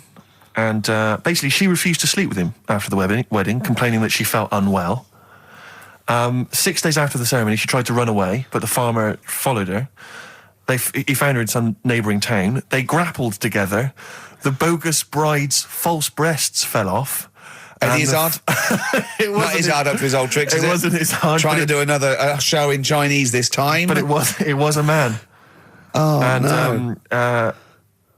apparently, it was an arranged marriage. I don't know who sorted that out. Did he get his money back? I think. Because I think men are cheaper than women to marry in China, I think. But you've got to be pretty simple not to realise that the person you're marrying's a bloke, surely. Well, no, if he didn't have a little look, what was in the back of the store? He just saw the shop window, sort of lovely little Chinese lady there. Yeah. Right. The lovely hair, real breasts. Well, there's lumps where the breasts should be. Yeah. I can only assume they are breasts. Yeah. Right. I'm not. You see women walking around going, "What are they, breasts, or are they, stealing sort of grapefruits?" No, they're probably. But wouldn't there have been a lot? I mean, wouldn't there be quite a sort of long initiation period when they sort of first get introduced and so on? Not if he put his money down. He came and they said, "Well, I want a bird quickly. Here's a grand. Sure. Get me one." They're not going to say, "Do you want real breasts?" Or they're just going to assume. Sure. Yeah, here's one. Yeah. Here's a little Chinese. But who is lady. he paying? Where is he buying this woman from? From the Chinese lady shop. From the Chinese lady Probably. shop. Yeah. Sure. So, Yeah. I think there's one in Chinatown, I think.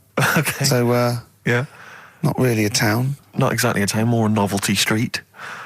And the roads are very slippery. Very sticky. I tell you what, though. What? I was looking at their menus when I was walking home. They don't waste anything, do they? Why?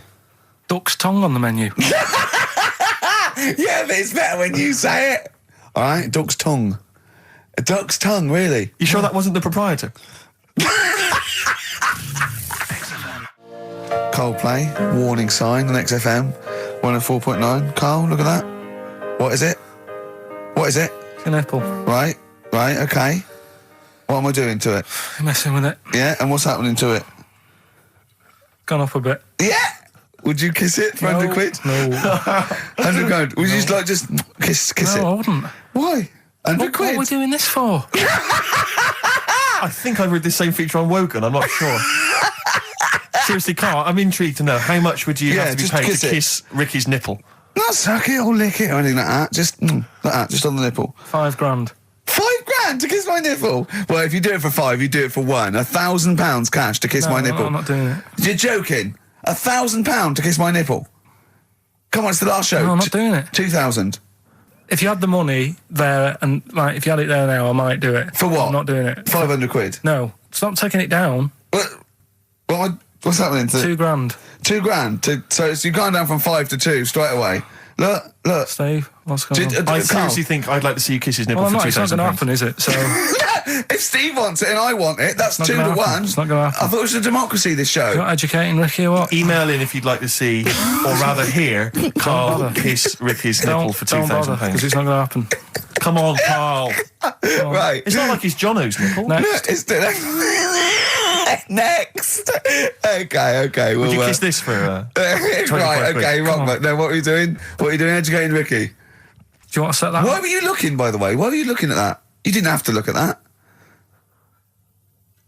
We're doing... Yeah. Go on. Right, this is when I teach Ricky stuff and just give him some headlines to sort of tease him into what's gone on this week that you might want to know about. Yeah, go on. Is that important? Yeah. Right, Okay. you got Yeah. that? Headline one. That'd be something to do with ants. So, go on. Where there's a way, where there's a will, there's a way. Right, okay, that'd be something about sucking mints. Hook, line, and good thinkers. God. Right, Okay. so which of those are you choosing? I'll have the, is that important? What you want? You want to do it now? I was just Oh, going to yeah, leave yeah, it. no, Go let's on, do one of them, this please. one now, yeah, come on. It's right. Christmas Eve, open one, come on. You know I don't like anteaters. Why? Okay, so I should just point out to people that as far as Karl is convinced, the stories that he's about to relate are absolutely 100% true. Yeah. You be the judge of whether You've you seen them on the think that's internet, of course they're true. Go on. Anteaters, yeah. Why don't you like them? I've told you before, I just don't sort of... It annoys me that an animal's named after what it eats. You don't need Yeah, them. but it didn't choose it, did it? Yeah, but if there's nothing else that it can be called, it's like, oh, what's it do? I don't know. What's it eating? It's eating ants, right? Let's call it ant eater. What- It's not good enough. But why are you annoyed at it, though, for someone else calling it being lazy? Because it obviously doesn't do anything else. Do you know what I mean? But what do you want it called? The Chartered Surveyor? Well, whatever, just a proper name. What's a proper name? Well, I'm just saying, But tell me an animal that's a proper name to you. a beaver is pretty good. Why is that a proper name? It doesn't matter anyway. I don't understand what they're All right, about. right? you and anteaters have got issues. Okay. Sometimes I genuinely don't understand what his thought processes are. Go on. Right, okay, an ant. You don't like anteaters because they just eat ants and that's what they're named after. Go on. Right. Do you know that an anteater Yeah. can stick its tongue in and out 160 times in a minute? No, didn't know that. Right? Okay. Okay, Oh, it's rubbish. thanks. No, but do you think that's good? Because I don't did know it what last that night. What do you mean? Shall I call Norris McWhirter? What do you mean, do I think that's good? What, compared to what? You see, I read it and thought, so what? So it's interesting. Well, we think it's so what as well. So you still put it down as something interesting to tell me? No, but it's the fact that that is meant to be amazing. I did Who's it claiming it's 148. amazing? I did 148 last night in a minute, right? That's a record! Oh, well, hold on. There's my nipple. How many could you do if it meant you had to touch my nipple at the end? £2,000. Ash, Burn Baby Burn on XFM 104.9. We do talk twaddle. Oh, God. I mean, I don't know why we haven't got complaints. We haven't got any complaints, have we? No We've listeners. had one. No one listening. No, it must be that, because Kilroy, he's probably got a big show, and it's all over the place. Yeah. But, mind you, I'd be annoyed if he'd have said that about me. Yeah. But he's got to be careful who he annoys, because he will end up having to move in with Salman Rushdie. Do you know what I mean? Is Salman, is he still on the run? No, he's out. They forgive him, I've did they? seen him twice. I think he's out all the time now. I bet his flat's a pigsty. Sure. It was not neat when he was living with 400 CIA people and a couple of You policemen. remember he went into hiding, I think it was mid-80s, I can't remember exactly. Yeah, that's all right. He went into hiding, he was in there, he was hiding, basically, surrounded by security guards, confined to his flat for about 10 years or something. I'd have thought so, yeah. Have you ever seen a picture of his missus? Yeah, are you annoyed? Well, I mean, man alive, she's like I think she's like a former Miss India or something. Stunning. Yeah. Have you seen a picture of him? I mean, he might be a great man and a talented writer and an intellectual fella, but Jesus. Do something with the beard. Well, yeah, but he's busy, isn't he? What? He's busy writing But how stuff. did he pull her? When he was just basically in there, in his flat? I don't know. Internet. Possibly. Just got to know him, and then she kept saying, "Send a picture." He goes, "No, I'm not sending a picture. Come round." Yeah. Read some of the books, they're brilliant. They're brilliant. She goes, "Well, yeah, now I'm in love with you. Let's have a Yeah. look." All right, well, I'm in love with you now, so. Yeah. Good You know, luck he's to you. going, got my own place. Got my own place, yeah. I got a few staff. Yeah, There's a few other exactly. people hanging around. Exactly. Don't worry about You it. know, I'm in a lot. I'll tell you something else that'll annoy you. Yeah. Stephen Hawking not only married but dumped her for his nurse. Extraordinary, isn't it? So he's pulling birds left, right, and centre. Well, you know, it's true that I mean, not so much now, but years ago I was not the ladies' man. But you I are am now. Rick. You weren't sort of suave and sophisticated. You Oh, weren't no, exactly. You weren't the James Bond type that you've. I wasn't grown the James in- Bond of TV comedy. Because I the way remember, am I remember now. Karl when you first met him about 3 years ago. What did you think? Just a bit odd. I love it. And that's coming from him. I know. Yeah. But I'll tell you what used to really annoy me. Talking of, do you remember there was that story? I think it was a world record-breaking attempt. There was a bloke, I think it was up in a car park, in a pub car park in sort of Leeds or something. No, Mansfield. It was the car Mansfield. park in Mansfield, and he broke the record for being buried alive. Being buried alive. I mean, and he was literally in a casket, like not David Blaine out in the lovely Yeah. sunshine with loads Jonathan Ross waving to you. Yeah. No, none of that. Paul McCartney calling Throwing you. stuff. You Yeah. know what I mean? He was buried alive in the dark with just a tube. Yeah. For communication, and I they think put he was water buried down. he's buried about 10 feet underground. Yeah. There's a tube which people would communicate and send And stuff put down. water down and I through remember that. reading the story. I was interested in it. I remember reading it, and there was one element of the story.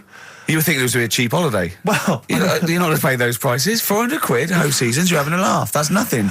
Mansfield car park. and there was an element. It said in the news report. It said that while he was down in the ground, he began and ended a relationship with a woman.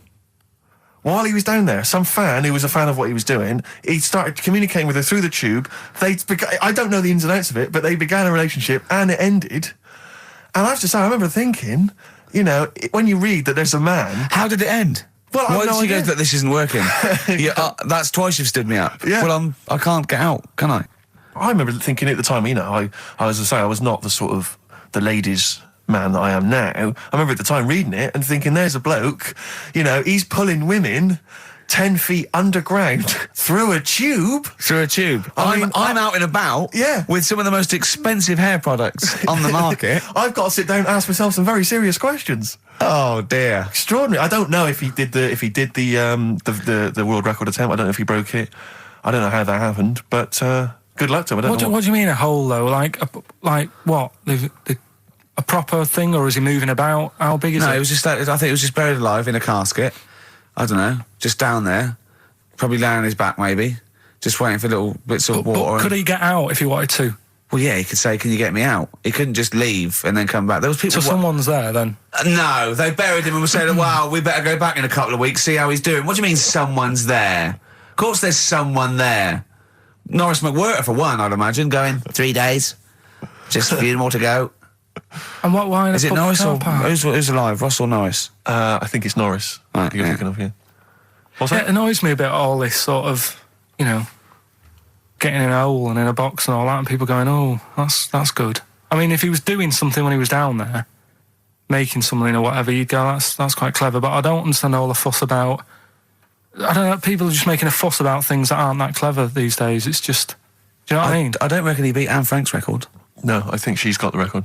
I know, yeah, and she did something. She wrote a book. She kept so it you must think that she's pretty good then. Yeah, but at least she did something. Yeah, I know. Yeah, that's what I'm saying. That's what I mean. There's some fuss about a woman who's going up Everest on a bike, right? Someone's walked it. That's harder than going on a bike. No, it's not. Of course it is. Of course it's not. Of course it is. Not Walking's uphill. better than... Riding about on a bike's better than walking everywhere. If it's not uphill. Well... No? Don't agree with me. Why do people get off their bike and walk it up a hill? They don't always. I see people... No, but why do they? When people are going up a just hill saying. on a bike, but they get off and push the bike... Just saying. No, why is that? Doesn't matter. Do you think it's because it's harder? They go, I'll tell you what, this would be a lot easier on the bike, but I'll tell you what, I want a bit of a challenge. I'll get off and walk can up go this along hill. then. You dopey. Go along then. Clap for her and that. You know what I mean? When someone's doing a London Marathon in a car, you can go and clap them, because that's just the same as far as I'm concerned. It's not hard. Play a record. Imbecile. Milkshake from Khalees on XFM 104.9. Ricky Gervais, Steve Merchant, Karl Pilkington. Still to come, Monkey News, of course. Rick, I know you're a fan of that. And some other great More tracks. educating Ricky. We've got Feeder, we've got Amy Mann, we've got Neil Young. You know what I mean? Yeah. It's like, it's wicked, isn't it? It certainly is. So Alive, Ryan Adams on XFM 104.9. Ricky Gervais, Steve Merchant, Karl Pilkington. For the last time. Well, you might do some other stuff later. Oh yeah, I mean, Music yeah, stuff. for a little while at least. Well, we won't be around for, foreseeable future. Better things to do, bigger fish to Oh, fry. but you got your music show that you'll do, like, shall be good. Depends. Depends if the other radio stations are more interested. I think we've just got enough energy left for the last 35 minutes. Yeah. We've given him a lot, Steve. We've given them a lot. We've come in here week in, week out, every Saturday. Never late. We've always given them, 30%. We've really pulled out. We've got 30% of energy. Yeah. How did that start? People going, you've got to give 110%. Yeah. It just my heart sinks. And I go, 100%. I say, you've got to give 110%. I can't. I'll give. I tell you what, I probably won't even give 100 because you never know. But I'll give as close to 100 as I can stand. Yeah. And that's all I'm saying that to a drill sergeant. Yeah. I'll tell you what, I'm going to give nearly 100. And that's that's more than most. I think you'll find. Maybe if you appear on Celebrity Fat Club. Well, I don't think I need to, do I? Well, Carl, do you think I need to go on that? When you had your nipple out, It was pointing downwards, was it? a little bit. Even though it was erect, it was pointing toward my knees. can I just point out that we've had more requests for Karl to kiss your nipple than we have answers to Rockbusters? Ain't gonna happen. Well, it's the last show, Carl. You've Come got to on. give the punters what they want. In the webcam, and just a little peck Ooh-wee. on the nip. A little Carl, peck. that is just out of order. The show must go on. You've got to give people what they want. I'm doing it. Why? Why not? What's wrong with it? Lips on nipple. What's up with lips on nipple? You hear about stuff like this, and then like I might enjoy it, and then next thing it's like, Suzanne, can you leave? Because do you know what I mean? I like fellas. So that happens, isn't it? So that That's happens. like an episode of Kilroy. Oh God. Oh, I'll Emma tell you this. Pilkington. Are you thinking? I'm thinking exactly the same as you're thinking. I was reading the paper today. The show's been It's axed, axed. but they're keeping the show on at the same time. It's going to have a different name, different host. Hello. Pilkington. Come on. Hello, welcome to Pilkington. Oh, Karl, what would you do? If we give you a subject, will you just run through what you might say about it, or what questions you asked? What sort of stuff? Okay, it's all stuff like Steve's 15, I'm 15, and my dad wants to have a sex change. So I'll play the dad, right? I'm Jeff. I'm Jeff from Luton. I'm a 54-year-old plumber, and I've decided. And this is my son, Paul. Paul. Paul, you sure to be Paul? Yeah, I quite like to be Paul. Okay. Yeah. So ask me some questions. So what's going on? Well, I'm not happy with this body. I've always felt that I was a woman trapped in a man's body. Have you?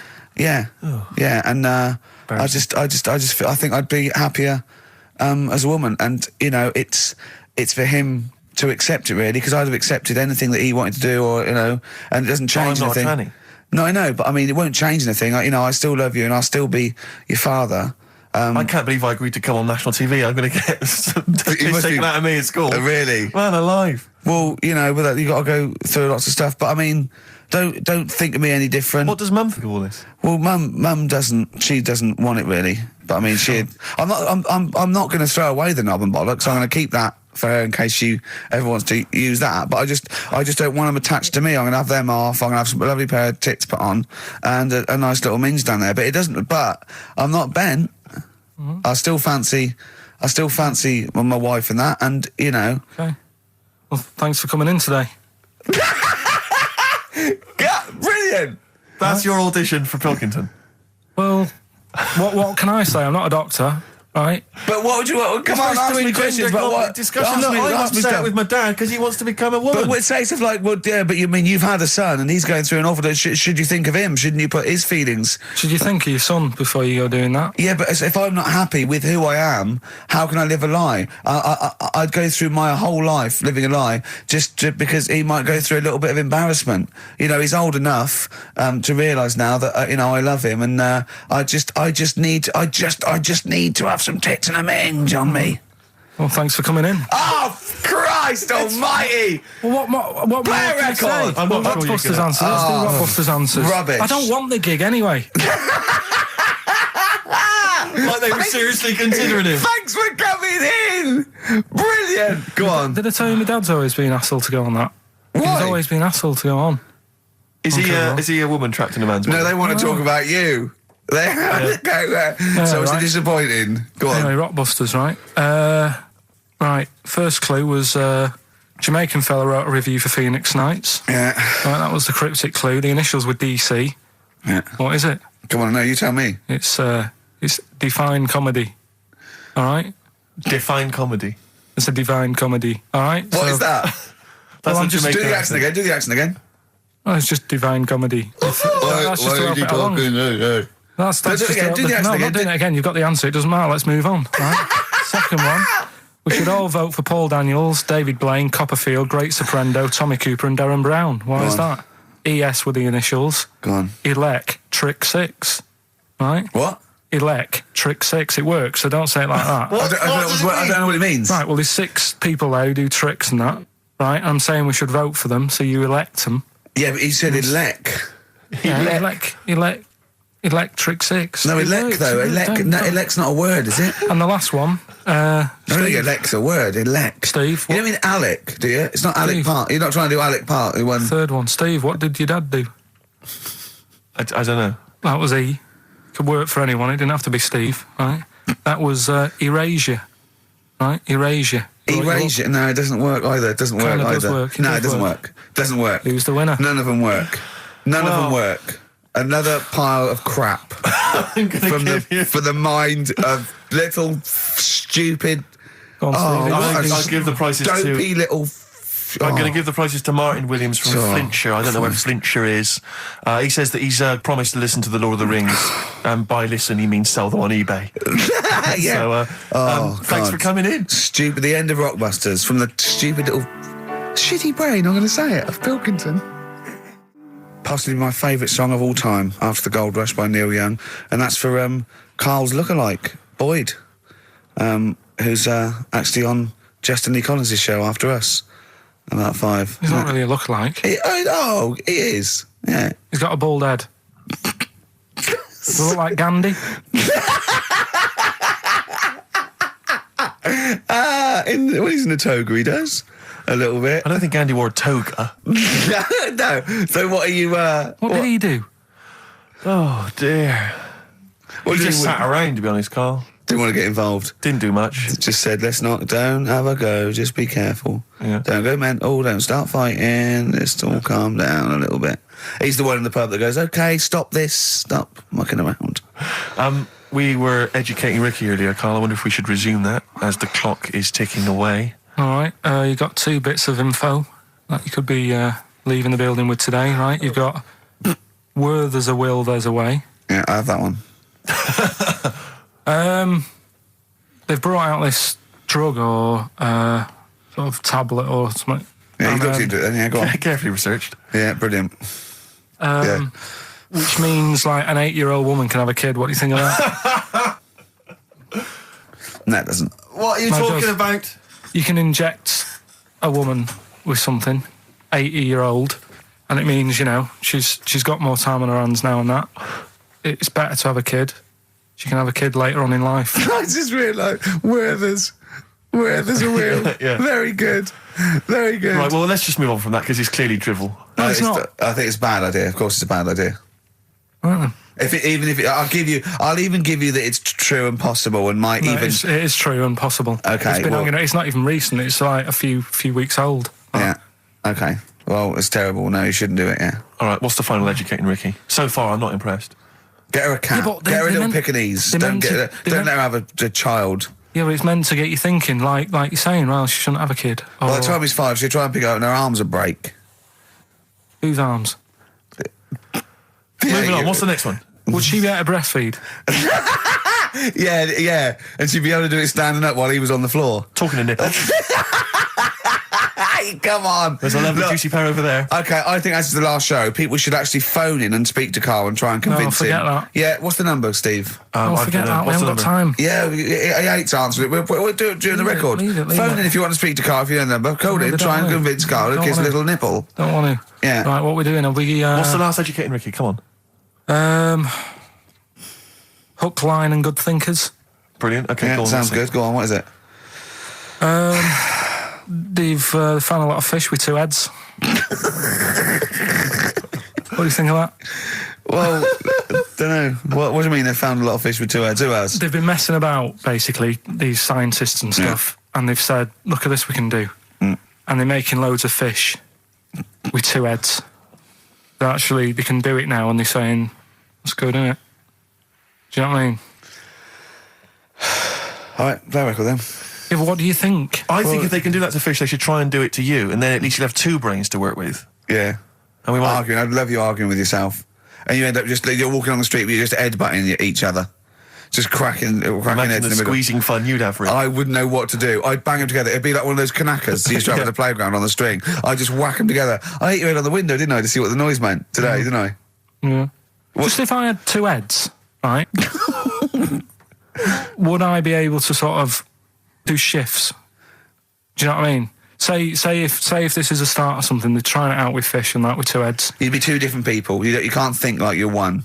It doesn't make sense.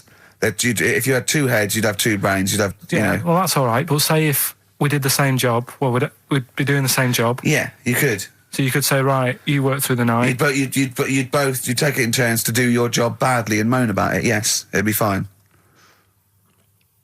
That's He's weird, giving it isn't some serious thought. I know, yeah. And so's his other head. Yeah. But also, they're saying there's like a fish shortage And I was wondering whether they're doing like, they're trying to make that better.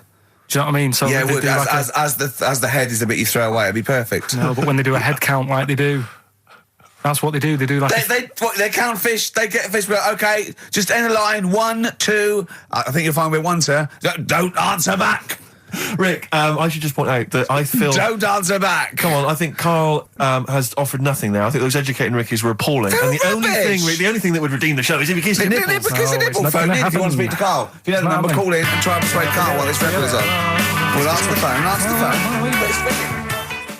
Phones are still going mad. Answer one. Just put with someone out. Kings of Leon, California, waiting. He was rude. He's so rude to people. They phone up and they say, "Oh, kiss his nipple." And he goes, "Yeah, all right." And he hangs up on them. What Answer am I the meant phone. to say to Put them someone? on air. Answer the phone and be nice to whoever it is. Be nice to them at Putting least. people on the air. Hello. Carl, Yeah. Speak to Karl. why don't you speak about that human monkey that was on the other day? Old news, man. How long have you been listening? Listen, can we forget the monkeys? What do you think of his nipples? All right, then just kiss his nipple then for... I'm not going to kiss his 500 quid. nipple. I'd do it 500 quid easy. Would you? Yeah. But why? Why do you want me to do it anyway? What are you getting out of that? Oh, come on, mate, 500 quid. It's worth it. Yeah, but... He's got the money. You'll probably get more out of him if you want. It's not about the money, really. I could think of Suzanne. Suzanne, you come on 500 quid and they go, there you go. Just kissed his nipple, 250 quid each. She gives me more. It's not hard. It's not happening. Right, it's not happening. Do you just cut him off then? Well, there's another fella there. Who's that? My name's Linda. Right. All right, Linda, you all right? What would make your day, Linda? If Karl actually gave it a lick, not just a kiss. Forget it. The Cure on XFM 104.9, pictures of you, and it's Ricky Gervais, Steve Merchant, Karl Pilkington hosting the final show. Exciting. Which means the last film quiz. Karl puts himself in a film. Claire's on next week, by the way, and then Adam Claire and Joe. Sturgis, Yeah. then Adam and Joe, brilliant. Adam and Joe coming back. So that's Excellent. Brilliant, they're excellent. Right. Matt Lucas said he'd do a show. Give him a call, and maybe him and Dave Williams. Yeah. Yeah, Might big do things that. of the Might do that. Yeah, very good, wasn't it? Yeah, it'd be all right. Yeah. Right. The film thing. This is when we get like a film, and I'm in it. Right. So I'm doing. We talked, a bit about gay fellas and that today. Yeah. So we're doing When Harry Met Barry. Okay. All right. Yeah. And listen to this, and then there'll be a question at the end, and you can win some more stuff. We've got DVDs. Some and that. more shite. Some more good CDs and DVDs and Yeah. that. All right, let's hear it. So When Harry Met Barry. All right. We've got 18 hours to kill before we hit New York. I know, yeah. Brought a few books just to kill a bit of time on the journey. When I buy a new book, I always read the last page first. That way, in case I die before I finish, I know how it ends. I read a book like that once. Not on purpose, though. It's just that all the chapters have been put in the wrong order, so it's a bit annoying. Got to chapter 1 before I realised. Are you finished now? Yeah, I bought another copy of it and read it in Lanzarote. It was all right. Good read. Listen, we're only staying in New York for a couple of days, aren't we? Because the place does me head in a bit. Oh, really? Yeah, it stinks, doesn't it? It's a really dirty city. It's noisy. It's funny, the people who live there call it the city that never sleeps. I'm not surprised with all the noise. I couldn't agree more. Listen, I know you're gay in that, right? What is the attraction with New York for you lot? Because it is like the gay capital, isn't it? They all love it. Even that Rod Stewart song, that Killing of Georgie, that was set in New York, wasn't it? Yes, it was. Yeah, well, that song was about a gay fellow, wasn't it, who moved to New York and ended up getting beaten up. Not a great advert for the place. You keep going there. Weird. Actually, I know why you like it. It's because it's a city that never sleeps, isn't it? You lot like going out late. You sort of run your life at a different timetable to everyone else. Are you finished now? No, I'm not being funny. I'm just saying. Just don't think you should live your life like that. Why not? Don't start getting angry. I think I'm entitled to throw a little anger your way. Especially when I'm being told how to live my life. Yeah, you're right. It is your life. And that's what I'm saying. Don't be dragging me into it. What? Well, you know I'm not gay, so why did you buy me a butt plug for my birthday? I'm not going to use it. What do you want me to do about it? I take it back, okay? I take it back. Right. Want to spend the night in a motel? No. Why not? Because you're gay and I'm straight, that's why. Why aren't you seeing anyone? Well, I'm seeing Suzanne again. We only split up for a few weeks when she had that funny haircut that made her look like David out of Slade. It's grown again now. She looked weird, didn't she? Well, but forget that. Anyway, don't want to share a bed with you again, not after last time. Oh, geez, what are we supposed to do? This isn't normal, mate. Pull over, forget it. All right. Forget Don't it. you... I don't want to talk about How it. is that Pull possible? over. Just pull over here. Fine, but let's just... There's nothing, I'll get a B&B. And by that, I mean bed and breakfast. Not bum and bollocks, as you call it, Get right? one thing straight. Not interested. See ya.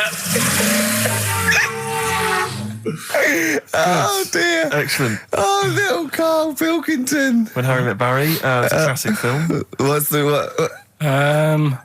What song was I talking about? That, you know. Yeah, we Like know. New York What song and was it? stuff. Yeah, we got song, yeah. Okay. Artist will do, or the song title, whatever. Yeah, okay. Email only ricky.gervais@xfm.co.uk. We can squeeze in a tune and then I hope Oh, the Monkey final News. Monkey News. Oh, what tune have we got? How long is it? 3 minutes. It's a nice one, though. Brilliant, brilliant. Bit of Amy Mann. Fantastic. Red Vines, Amy Mann. We've been playing some of our favourite tunes, and after Monkey News, Destiny Collins, we're going to leave you with one of our mutual favourite tracks of all time. We won't say what it is yet. We won't say what it is. It's a little surprise. Then Destiny Collins is in with little Boyd Hilton, Karl's twin brother. The answer to Karl's quiz question. Karl, what was the question? It was, what was the song that I was talking about in that... Harry Met Barry. Yeah. With Billy Crystal, The King of Georgie. Was, Yeah, of course, Rod the song Stewart, by Rod good Stewart. song. And Stephen Farron from Essex wins another DVDs and stuff. Tapped. All right, well, this is the final one. Play the jingle. Oh, chimpanzee, that Monkey News, you Right, well, this Monkey News story, right, it's about this fella, a couple of fellas in Texas, sort of running a farm, right? Just because they definitely fellas. Well, how tall are they? Can we just let him tell okay, the they are story? human beings. These two are human beings. Time's against us. They're Rick. running this farm and that, and anyway, so they're outside getting the cattle, and he turns round, right? It's just that cow's... Couple of monkeys walking about, so he knows what's going on, right? So anyway, so it's in Texas. They don't know what to do with the monkeys. There isn't a zoo. It's fairly barren there, isn't it? You know what I mean? Not much going about. So the other fella who runs the farm with him said, look, we need a bit of an hand. Right? So said, let's teach them some stuff. And the monkeys were happy with that because they were lost anyway, right? So they had a They had nothing to do. They were bumming around. They were looking for work. They'd hired a motorhome. They'd gone out of their way. Maybe it's like the Hulk. They're like Bruce Banner wandering around going, I need some work. You won't get angry, will you? So anyway, right, so they taught these monkeys how to ride a horse, right? So they've both got a... Sorry, you're sure Charlton Heston's not going to pop up? You're sure you weren't watching a video last night and thought it was a documentary? They've both got a horse each, right? They've been given like a little lasso and all that business. Oh, don't talk shit, Karl. So anyway, it's going well, and it carried on for about 2 years, this, right? It's like, you know, rounding up the cattle every night and all that. Yeah. So the two fellas are chatting, going, it's worked out well, hasn't it? Right, if there's a hostile takeover and they sort of like buy up 51% of the shares or so something... they said, for this to continue, the monkeys are getting old a bit now. We need a little woman monkey in here to sort of get some kids going for like the future farm people. Forward planning, yeah. So they get a little woman monkey. They've decided to only hire monkey smell then. Why not? It's working. Why mess with something when it's not broke, right? So they get the little woman monkey in. They have kids and all that business, right? But the problem was, right, when they first got the woman monkey in, it was like, well, which one's going to have the woman? Right? So they started sort of fighting a bit and what have you. But because they'd seen the owners of the farm with like Don't guns tell me and the stuff, baby monkeys didn't want to go into the family business, went off to be a lawyer. they had a bit of a shoot-off. Shut up! They got two monkeys, right? And don't stop! because they'd seen the owners with guns and what have you. No, that sounds So they had a bit of a shoot-off. Yeah. That's how they sorted it out. And who won? I think it was George. The one called George. Right. So I think they had 17 kids. The farm's still running. So that's like the last little monkey news there. Good little Rick, does happy it ending to that one. if you were to rub your nipple against his lips while I held him down? Right, come off it now. Come on. No, I'm not doing Bruce Springsteen, Thunder Road, last track on XFM's Ricky and Steve. You can check this all out on the webcam. I've got fingers. Get his arm out the way, get the arm out the way. This happened on Scum.